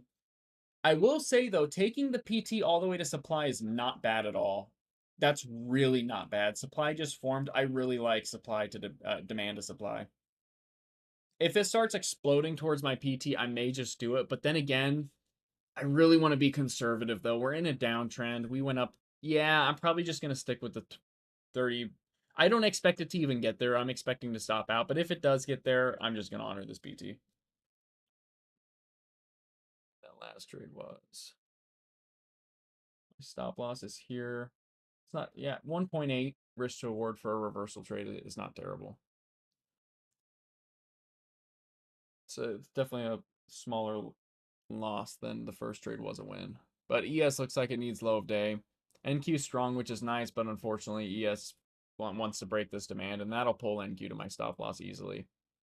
We do have some, I guess this was a pivot sweep on ES as well. I didn't have it marked. These don't count as pivots, or too small. So the bottom of demand is not a huge pivot. Is this a perfect bottom? Oh, shit. Well, that hurts the odds of my trade working out. We have a perfect double bottom here on ES. I didn't even see it. I mean, the candles are pretty close together, so it's not the biggest deal, but we did come up a lot between them. So we have a perfect bottom here on ES on this pivot.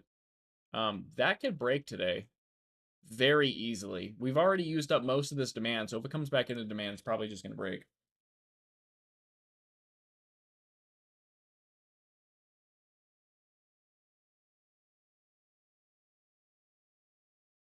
All right, and that exit on that trade gets a check on the short. That's beautiful.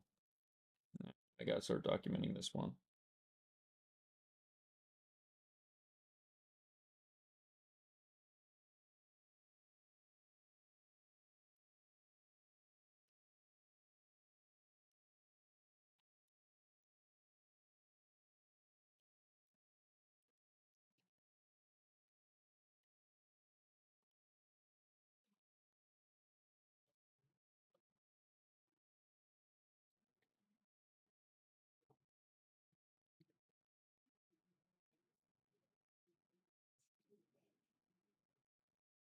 And this one is strong demand liquidity sweep going against trend. You can kind of argue volume spike at the bottom. ES definitely had the volume spike. Not a bad idea to extend a supply. I'm kind of a P word, to be honest. So I'm not extending it. If it gets a supply, I'll write it in my notes that I wanted to do that, but I was too much of a baby to do it. Because honestly, I didn't even think it's going to get to the 38.2%. I'm still doubtful, even now, but extending it another 70 ticks probably doesn't hurt the odds much. Getting here is the hardest part, so I'm still just waiting for this to plummet back down. But I will say this was a solid reversal trade, solid chance. This is a pretty bad candle here that I don't want to see, but good site, perfect psych, flawless psychology. And I'm glad that I reacted enough because I was in the middle of ranting about something when I entered this ES short trade. I'm glad that I did not miss that.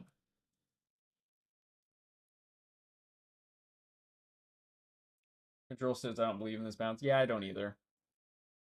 It's possible though. I mean, ES did get a huge wick and a volume spike in demand. It both did sweep liquidity, so it's possible, but the fact that both sweep liquidity, I think it's a little too good to be true.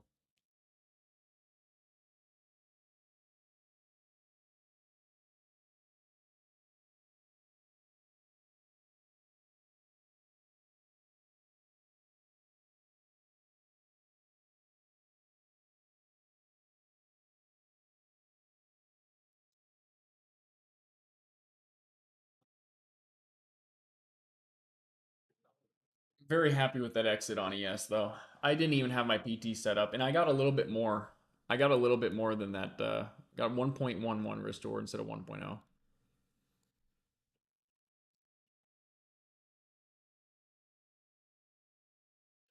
I don't think we've had a futures trade end in like a minute and a half as of recently. That's the first time in a bit it's happened. NQ flipped weak.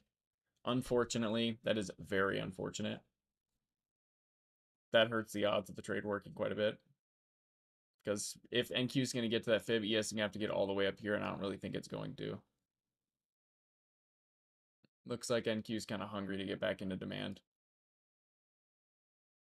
Oh, yeah, it is.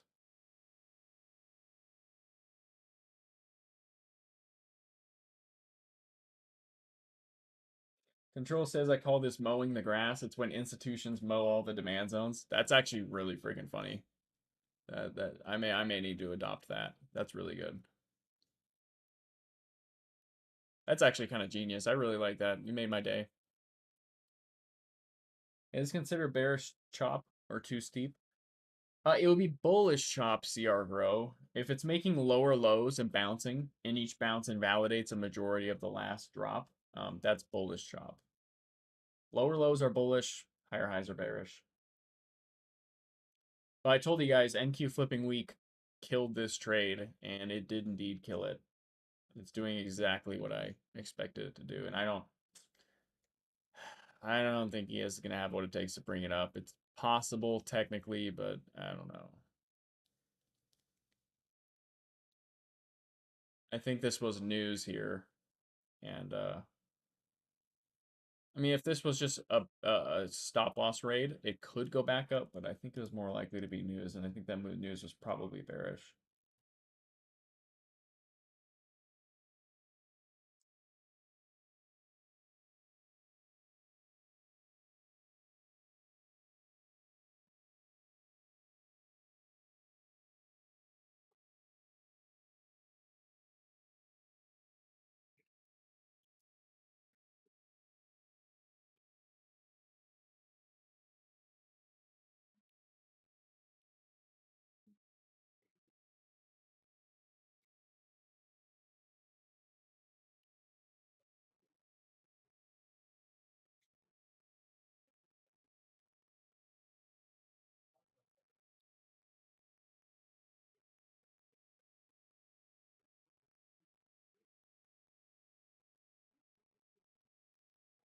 Yeah, NQ's so weak, that's pretty gross. It could be an inverse head and shoulders, but it's not likely. It would be a lot more likely for an inverse head and shoulders to form and play out if NQ got higher. This right collar is way too much below the left collar, so it's very likely to stop out right now.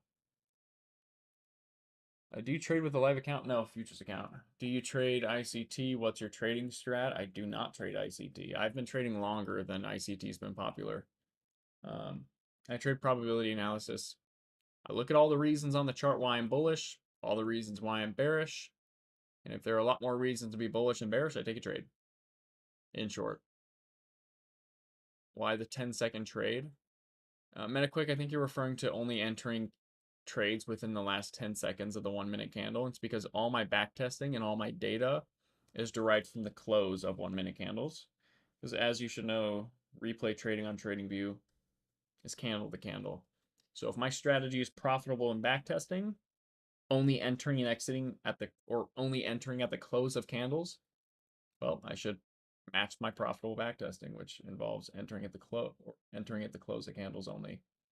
Or for me in the last 10 seconds. It's also really good for your psychology. I can't do it as much with options because it's really finicky with fills and stuff. But if you're trading futures, guys, please only enter a trade in the last 10 seconds of a candle. It'll do wonders for your psychology. I recommend all you guys, be trading futures. If you're not yet, start. It's way better for you. But please wait till the last 10 seconds of each candle to enter your trades. Overall, you're not going to make much more money. It is incredible for your psychology. And just when you're really close to entering a trade, like for futures for me, if I'm really close to entering a trade, because the last 10 seconds of the candle show up, but the candle closes not great, I get to get a breath, like a breath of relief. Like I get to relax for at least 50 seconds, 50 seconds before I have to think again, right? If you're constantly having to think, you're constantly holding, you know, your finger on the trigger, waiting to enter.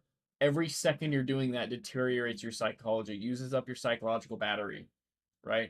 If you spend all morning doing that, good luck trading for more than, a couple days without blowing up, or a couple hours without blowing up, or making bad decisions, or getting to the point where this trade has to work out or my account's gone. If you wait till the last 10 seconds, even when it's like super intense, I can take a break and wait for the next 10 seconds and just kind of think about whether or not I'm probably going to enter at the end of this candle. So it's huge. This is a bear pennant on NQ. Now, for my sake, I hope it breaks to the upside, but this is a bearish pattern here.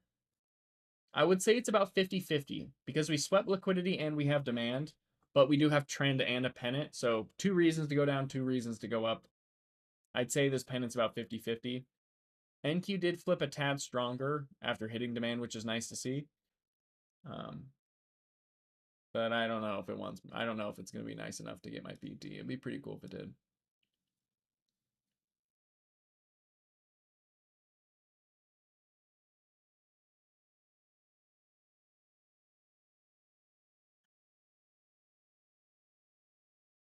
See you later, okay. Controls, they keep absorbing attempts to push it higher. They will dump soon. All right, Controls is saying they'll dump soon. Let's see if Controls is right or I use trying to hornswoggle us. Any reason this popped up on my chart? Let me take a look.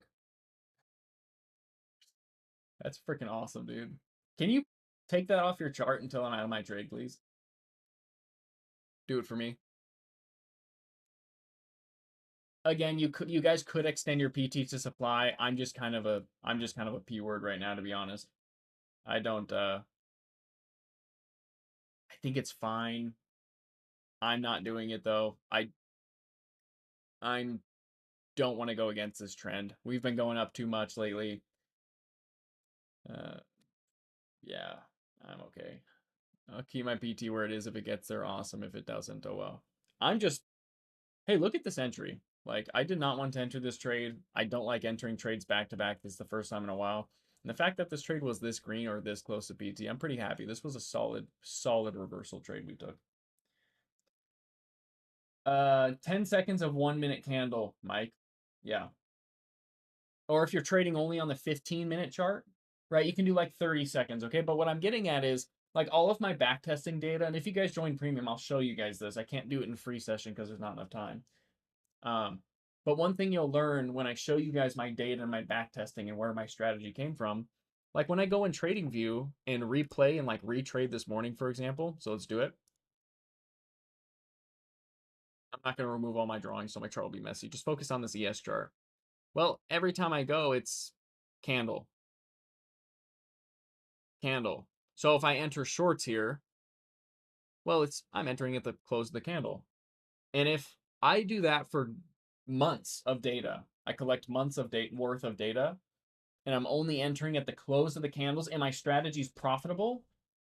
If my strategy has been profitable through this testing, why would I not match that in my live trading? And it's way better for your psychology. Even if you don't have data, it's way better for your psychology. So it's a win-win. You know, you're going to miss out on some trades. You're going to get some terrible entries, so on and so forth, but it's way better for your psychology. Nothing hurts your psychology more than, as far as entering goes, than entering a trade that looks good. And then the candle gets a huge wick and you knew you should have waited a little bit longer and you stop out within a minute and a half because it got a huge wick and you entered. You got a terrible entry. NQ did flip stronger than ES, but unfortunately just barely missed my 38.2% fib, and that is a very bearish candle there. We did sweep a higher high, so we may not validate that. This is turning into bearish consolidation again on ES. So it was a good effort, but it does not look good right now. Yeah, that's a pretty rough candle. That candle needs to invalidate. Honestly, if that candle does somehow invalidate, we do, come up and invalidate the body, I think it's probably going to get to supply. I think it's probably going to squeeze and get to supply. Yeah, it probably is.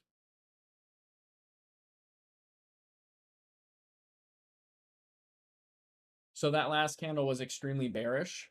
If this candle closes bullish and invalidates the whole thing, that's going to be extremely bullish because that candle formed by shorts entering the market. Seeing candles like that get invalidated opens the door for, it looks like the door is opening for a short squeeze to the upside because those shorts are going to have to start stopping out if they keep entering and their entries getting invalidated. Unfortunately, this candle is not closing as bullish as I needed it to.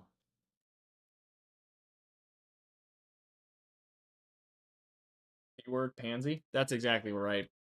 I forgot that word existed. I need to start using it more.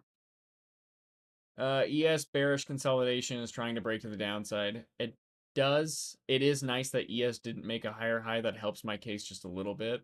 But ES is breaking to the downside. I was hoping NQ would be strong enough to barely get my PT before it rejected. But it did not, unfortunately. This is a pretty nice trend line, though. You know, if I end up stopping out and it comes back up, it'll be a really nice long trade to take for this trend line to break in supply. Unfortunately, though, it looks like it's going to stop out. It looks like ES wants to break demand. Unless an inverse head and shoulders shows up and saves the day. That really sucks, though. That almost got there. I was starting to have faith for a second. If this green candle didn't close this way and close the way I needed it to, it would have got there.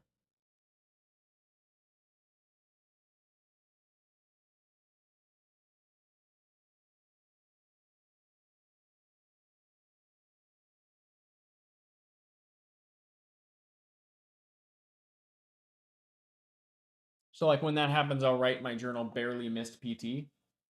Every time something shitty like that happens, I write it in my journal. That way I can go back historically through all the times I've blown up accounts and had really bad psychology days.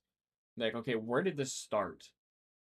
At the very before I even started blowing up my accounts. Okay, well, 2 days before that, I had multiple trades that barely missed PT and stopped out. And then I didn't do a psych reset those nights. And I didn't review my journal. Came back to the market the next day, and maybe the same thing happened. Or I missed out on a green trade, right? And then finally, on the day where I blow up, I can look at my journal and be like, okay, before it did that, it missed my price target. And then I proceeded to go downhill and it snowballed. So by writing that kind of stuff down in your journal, you can start tracking your psychological habits. So like if I know I have a tendency because I studied myself, if I were to know that I have a tendency, let's say to blow up accounts after PTs barely miss and I stop out, now I'd see that and I'd be extra cautious or I just stop trading today, which would drastically reduce the odds of that actually happening. But that is pretty unfortunate. It looks like it is going to stop out. I'm pretty bearish for ES to break this demand. It is a very thin demand, and we pretty much used up the entire thing. It was a really good trade, though. This, and it sucks because this trend line is truly a really nice trend line. I am now bullish for this trend line to break, but at the minimum, ES needs to sweep low of day first, and that's probably going to be enough for just enough for it to sweep my stop loss.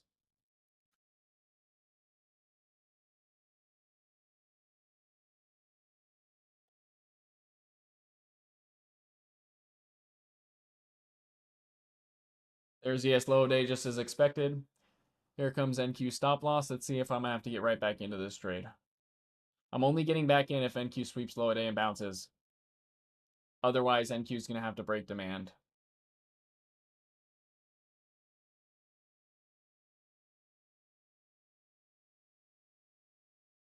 ES is trying to sweep. This candle's too small. That wick's too small. It shouldn't hold. NQ should get low of day here. It's pretty likely to. See you later. Pop.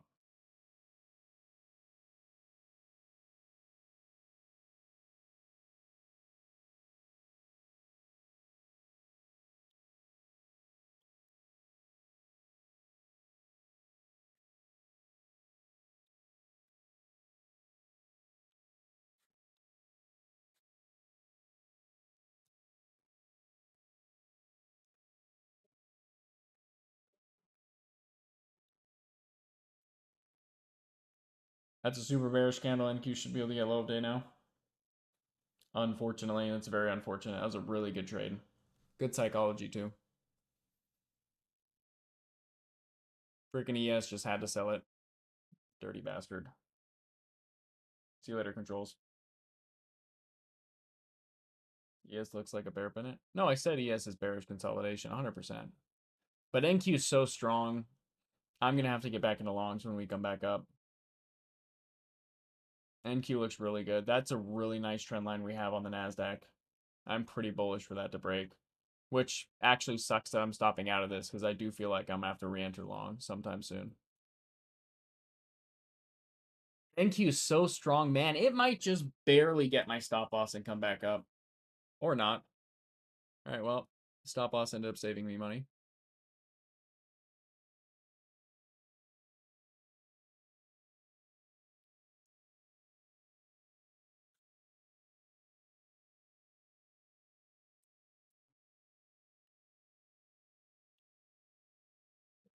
All right, let's see. We got a volume spike. NQ barely missed this pivot. It should be enough to get there. That looks like news is what killed that trade. Today just looks like a bunch of news today. That was a really good trade, too. That's really shitty that it barely missed. Barely missed. Almost had it. And my sentiment was 100% right, too. I was not very bullish for a reversal. I was pretty bullish for the trend to continue. Or bearish for the trend to continue.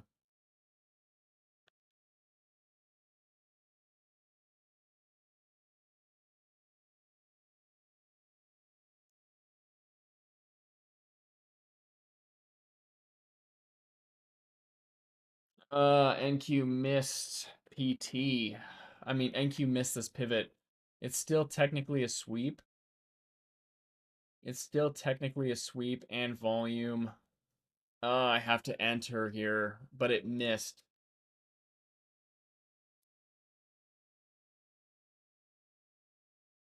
I have to enter here, and it's not very likely because it missed the freaking thing.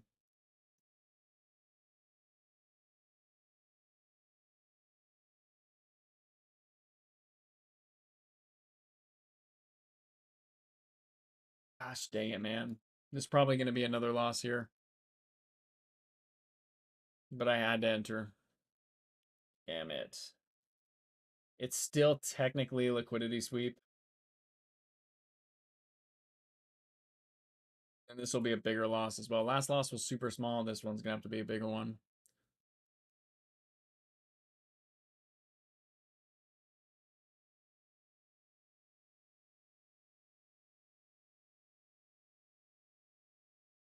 It looks like my green day is going to flip red.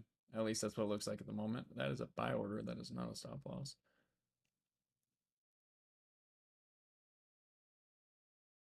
But the PT is all the way in freaking Timbuktu. The PT is all the way at supply. So very unlikely for this trade. Statistically less likely than the last trade because the risk to award's a lot bigger. And that really sucks. I can't technically give it missed pivot, I don't think, though, because it needs to miss within 2 points, and it didn't. Let me see. How much did we miss by? Just barely over 2 points. Yeah, but even with the missed pivot, it got volume, right? So I had liquidity sweep, volume, and demand. I can even say bullish chop now. It's still against trend. I don't know whether to include the missed pivot. Typically, I have a 2 point rule. I may extend that. That is fairly gray area. I don't know. You could probably move your stop loss closer. Honestly, if it invalidates this green candle, it should get there, but I'll leave mine where it is.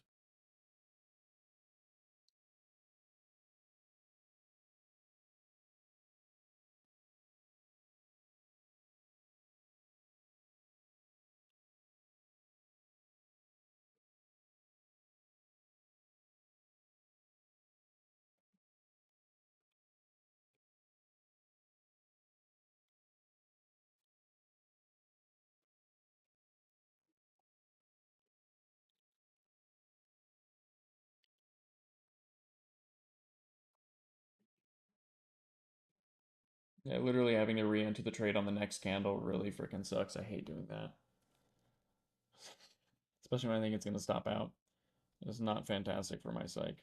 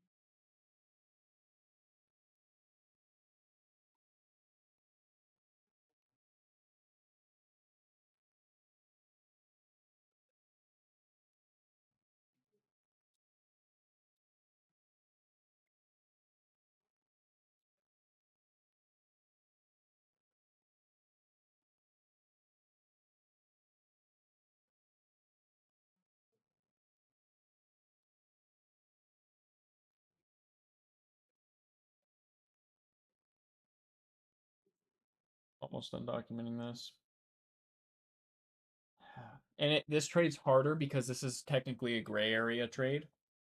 So this trade's potentially preventable if it loses. I could argue pattern though, too. I'm definitely leaning towards I have to be in this. It just really freaking sucks. ES did barely sweep this pivot though. Look at that. It swept it by a single tick. But NQ missed, so I'm bearish for NQ to come back down. But this is starting to become really shitty price action. This is not fun, chop wise. I was hoping I'd be able to take. This was a perfect double bottom here. We just perfectly swept it. I was really hoping I'd be able to take shorts to this perfect bottom, but unfortunately it didn't happen on news. So it looks like, yeah, Green Day is going to flip red. That really sucks. NQ flipping weak as well, or it looks like it's trying to.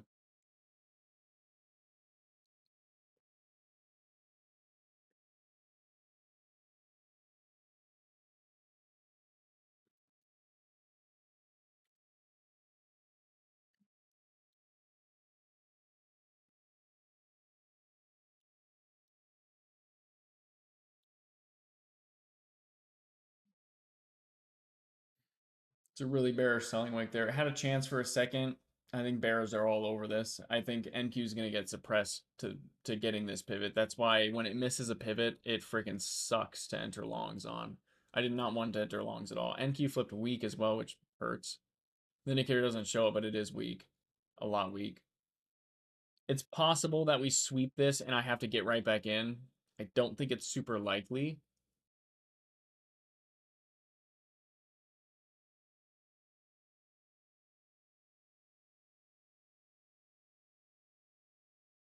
But this is not fun. I'm not having a fun time anymore.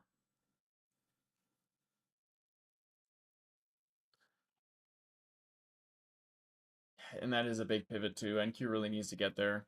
NQ does need to get to the pivot, and ES barely. When you have a big pivot on ES or any, and it barely sweeps it by like literally one tick, that's pretty close to a perfect bottom. A lot of the times I'm still bearish for it to actually come down and sweep it by a little bit more than just a singular tick. Because it barely swept that. On a big news candle too. Zoom out, this still looks like a perfect bottom to me. And I'd love to be able to enter shorts during this freaking downtrend, not keep having to get screwed into getting into longs, but gotta follow my strategy.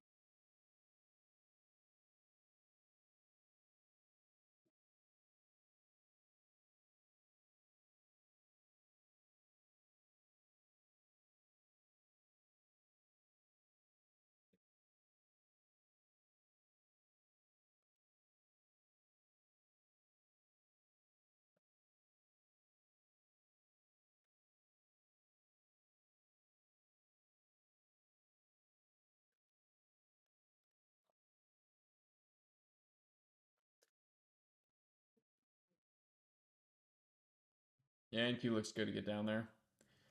Right, I'm gonna hang out on my phone until it stops out or some kind of miracle happens. But it looks like the bears are in full control. It's possible that these are just stop loss raids and we do shoot back up, but I think it's pretty unlikely. I'll redo this fib now though. This 38.2% is much closer now. So this is going to be huge resistance. If we even get here, I don't even know if it's going to get that far. Is there a promo code for supply and demand? No, not at the moment. If you were to get the supply and demand masterclass, though, I'd hook you up with a free month, Addy. So if you want to take that supply and demand masterclass to really improve your odds using supply and demand and give you a strategy that already works, let me know if you want to do that, and I'll give you a free month of the supply and demand indicator.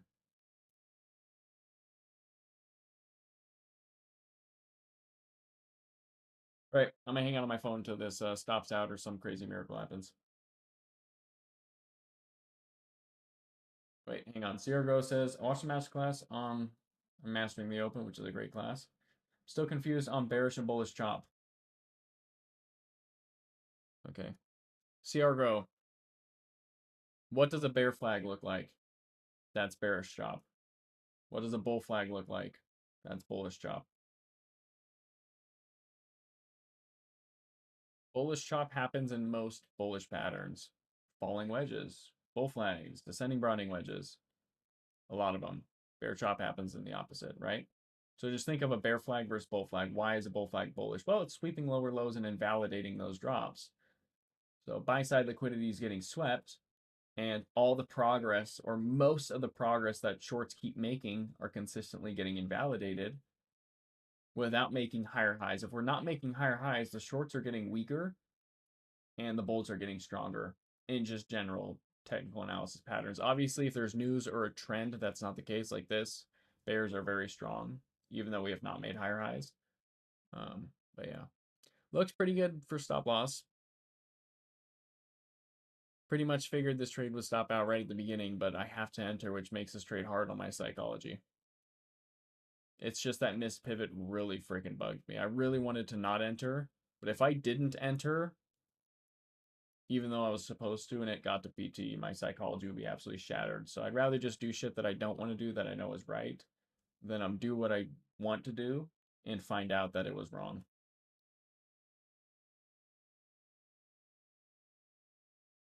It's not far from my stop loss. I'm hanging out on my phone.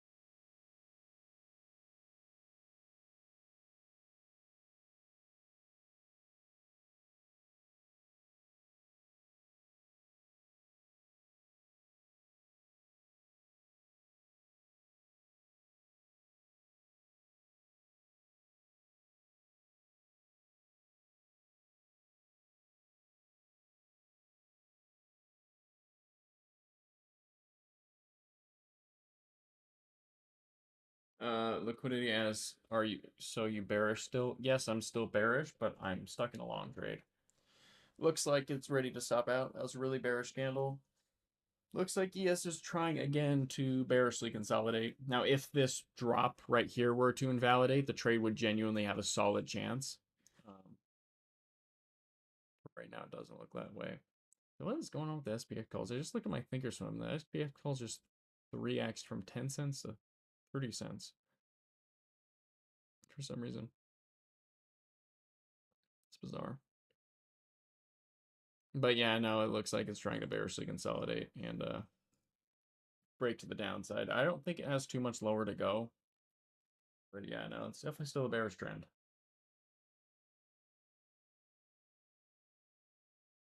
I'm going to mute my mic and continue doom scrolling on my phone till this stops out or something crazy happens.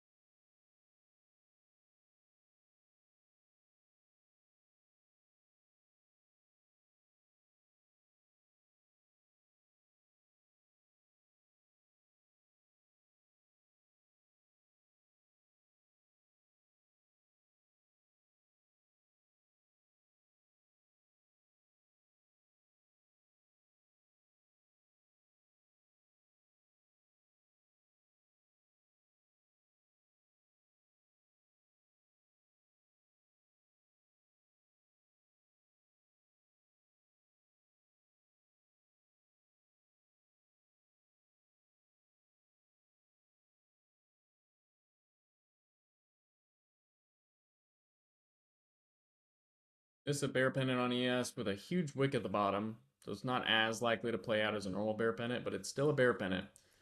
So let's see which way we break. It looks like ES wants to break to the downside. It's a lot weaker than NQ. And this sweep, I wish the sweep was a little bit bigger. It only swept by literally one tick, which isn't much at all. So that could be a good reason for ES to come back down and break low of day. I'd love it if it didn't do that, though.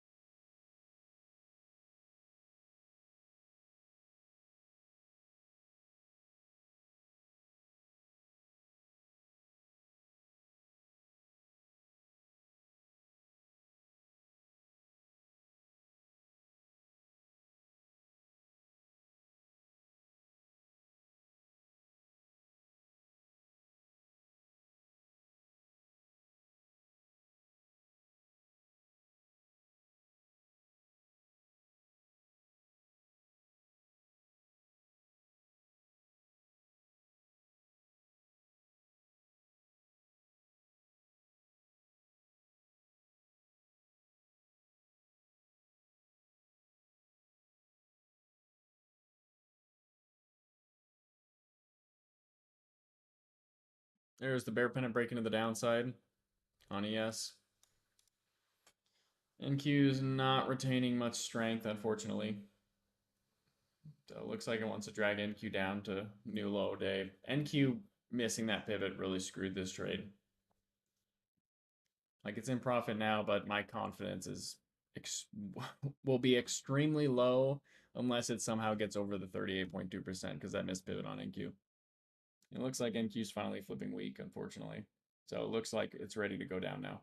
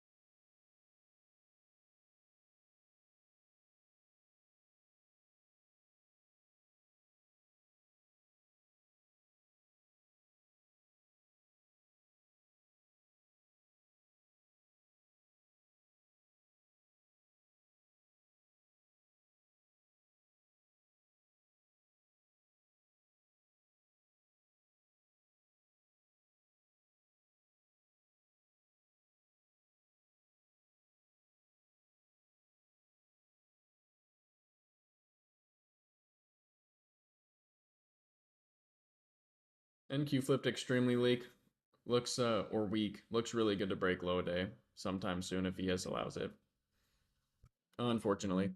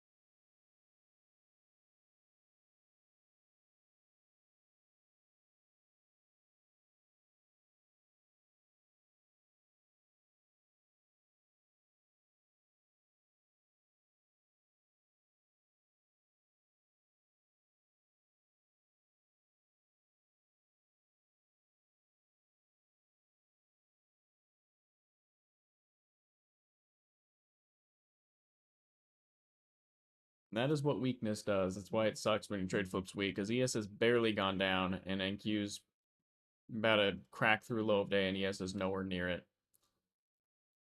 Man, it sucks. I did not want to enter this trade, but I had to enter, unfortunately. We'll see. I can maybe re-enter longs if we sweep low a day and pop right back up, but I don't know. We'll have to see. It's not looking like a very good day on futures. It almost was a fantastic day on futures, but um, just the events were just barely enough to hornswoggle my stats. I'm gonna keep hanging on my phone until this stops out, or yeah, it's pretty much just gonna stop out in my opinion.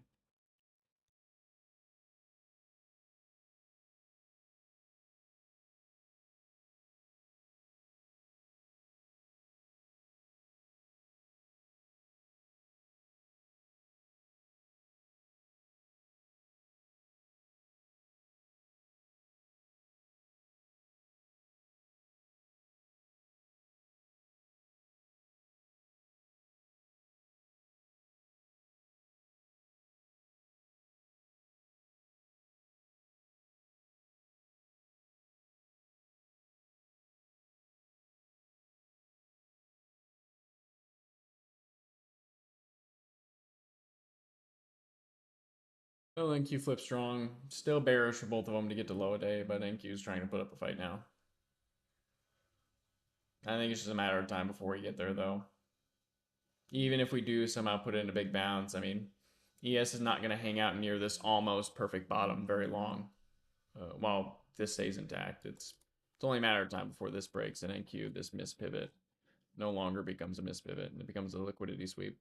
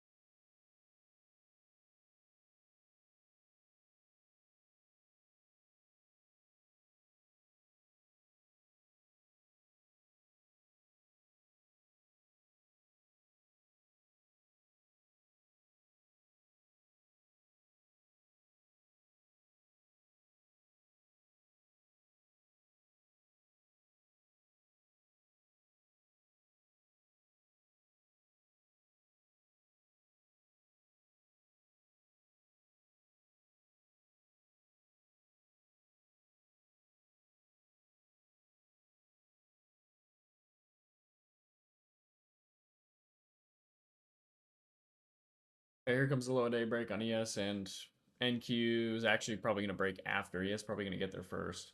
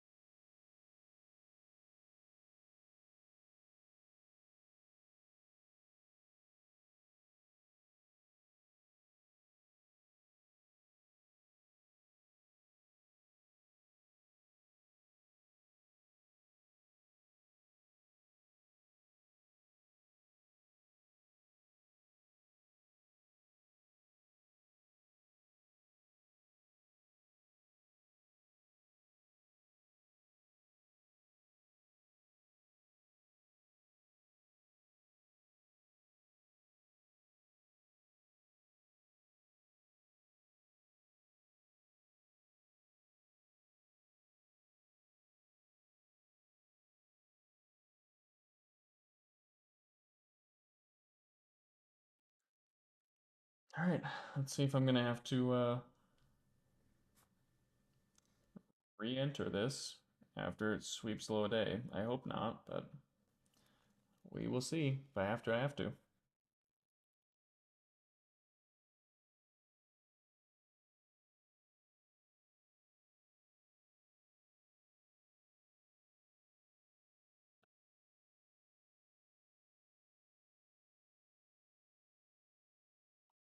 Stop loss just as predicted.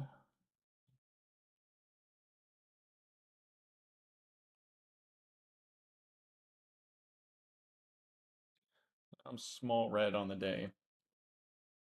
I don't think it's going to be a green day. Could have been. Almost got there. The last trade almost got to my peak day. Just really, if we swept this trade probably would have worked out. It probably would have been enough liquidity to get it over the edge and actually allow it to squeeze. But yeah, I don't have anything to do unless we break under these pivots and bearishly consolidate. Then I'm triggered into a short trade that I don't really want to get into. This trend's been going on for a while. I know we ran up a bunch yesterday, but there is so much support here.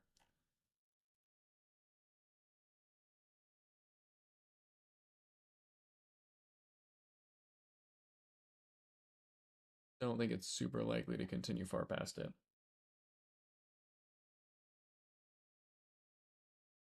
We'll see if it gets a bullish sweep with a volume spike. There might be there might be a trade.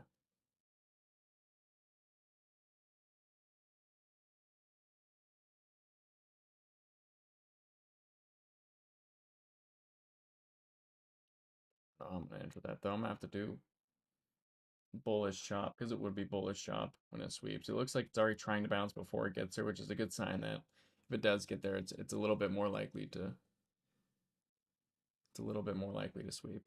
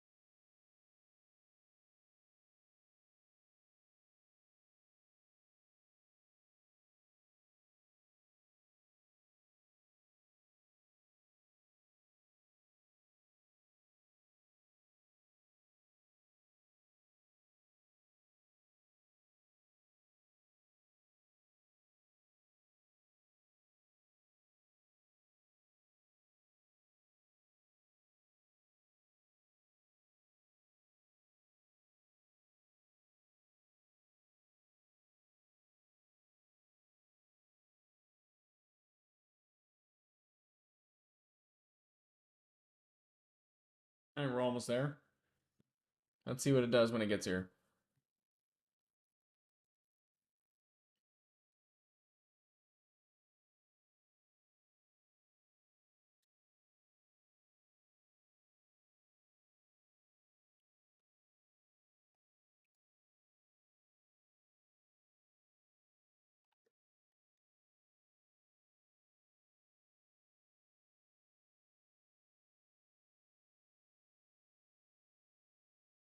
There goes. As a good stop loss.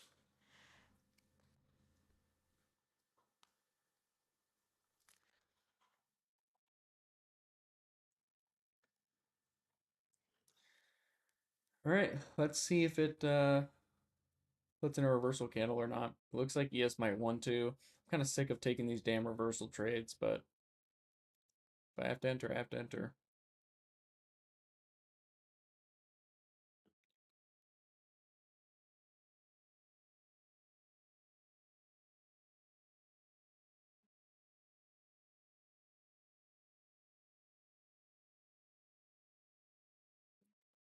Well, looks like we might just continue down. I don't have any demand or anything here now because there's nothing. We just ran up straight up yesterday. So I really don't have anything. Yeah, I have nothing. So if we bearishly consolidate, I'll uh I'll have to get in shorts, which I don't really want to because this trend's kind of exhausted, but it is what it is.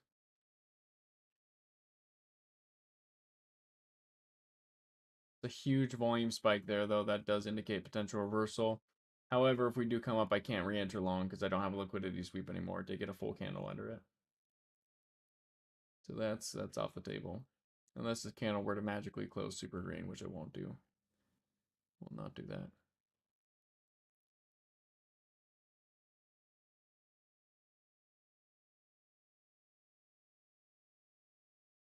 I only have 30 minutes of live trading left. Looks like it's going to be a really small red day unless I get triggered into another trade. Then it can be a bigger red day or a small green day. So I'll wait and see if that happens. That is a nice volume spike. We could come back up, which would actually really suck because I'm not going to be able to enter it. I lost all my liquidity sweeps I needed. This isn't technically a perfect trend line. I could have pattern though, because this is still a descending Browning wedge, which is a bullish pattern. Bottom trend line isn't very nice.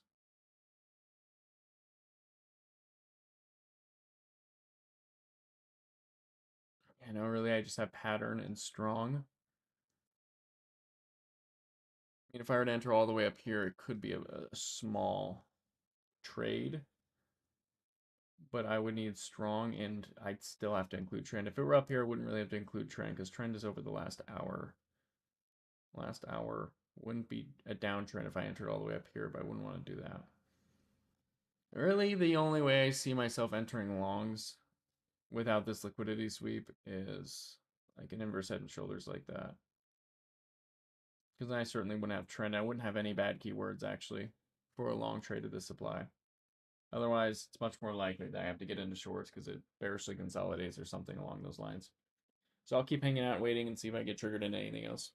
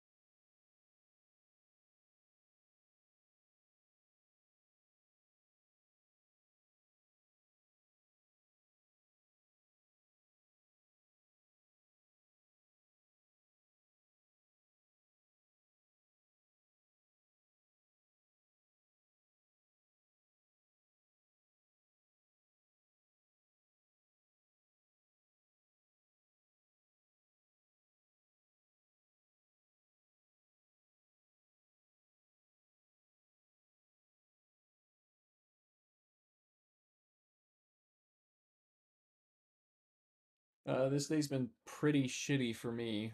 Um, Last 2 days have been incredible though. Crayon.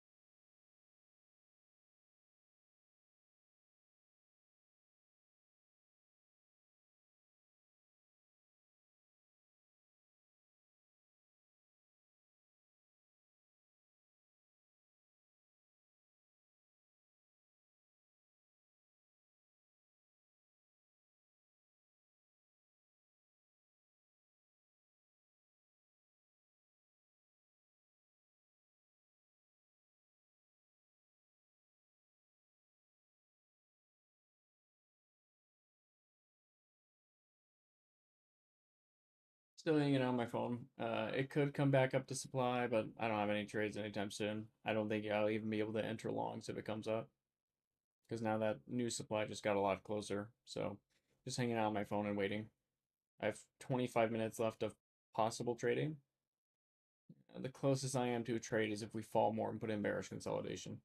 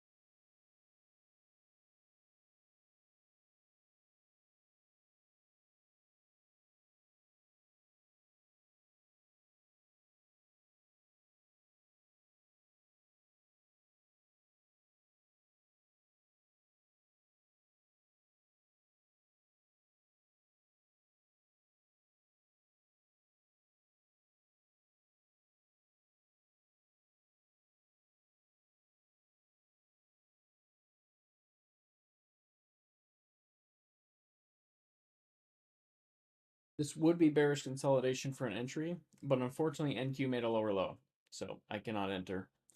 Unfortunately, still hanging out on my phone.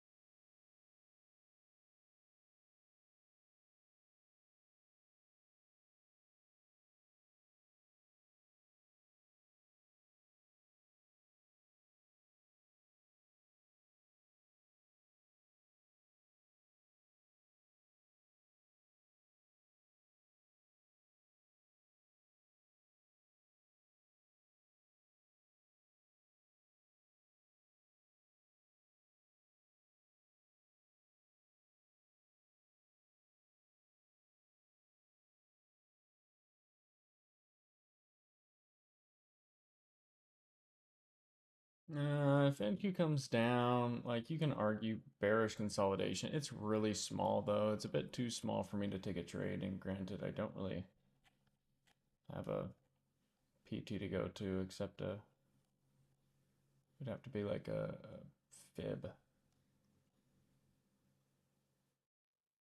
from, gosh, all the way down here at least.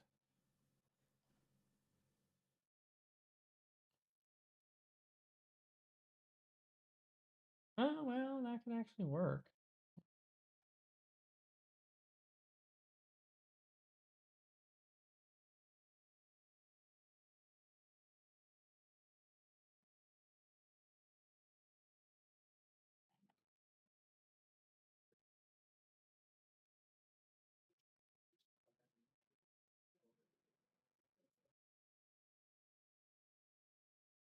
Oh, tiny bearish consolidation validated.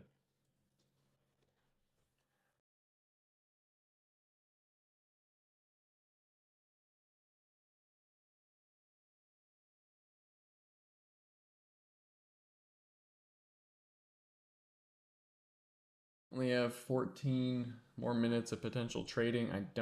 It's not looking like I'm gonna get triggered into anything else, but I'll hang out just in case I do.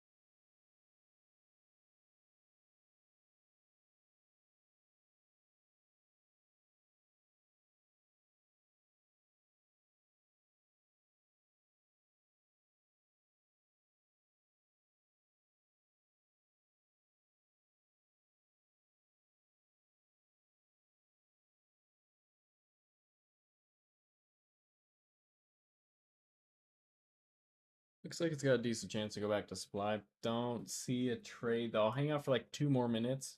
If it's pretty guaranteed that I cannot be triggered into a trade within those 8 minutes, I'll hop out a bit early. Tiny red day on futures. Somewhat of a big red day on options. Not as big as yesterday as well. It's green.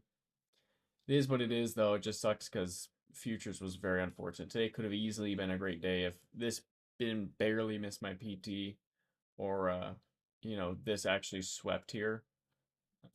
Could have been a fantastic day on futures. Was so close to doing it. Just got super unlucky. But I'll hang out for a couple more minutes, and if nothing happens that looks even somewhat triggerable, I'll hop out.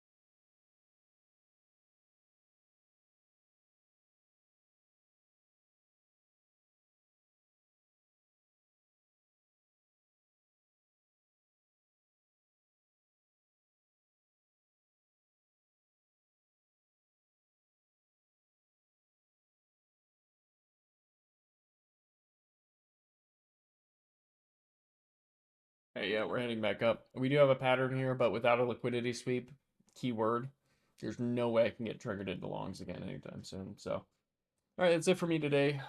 Definitely a pullback day, but that's okay. It was first red day on options in a while, about a week and a half or so.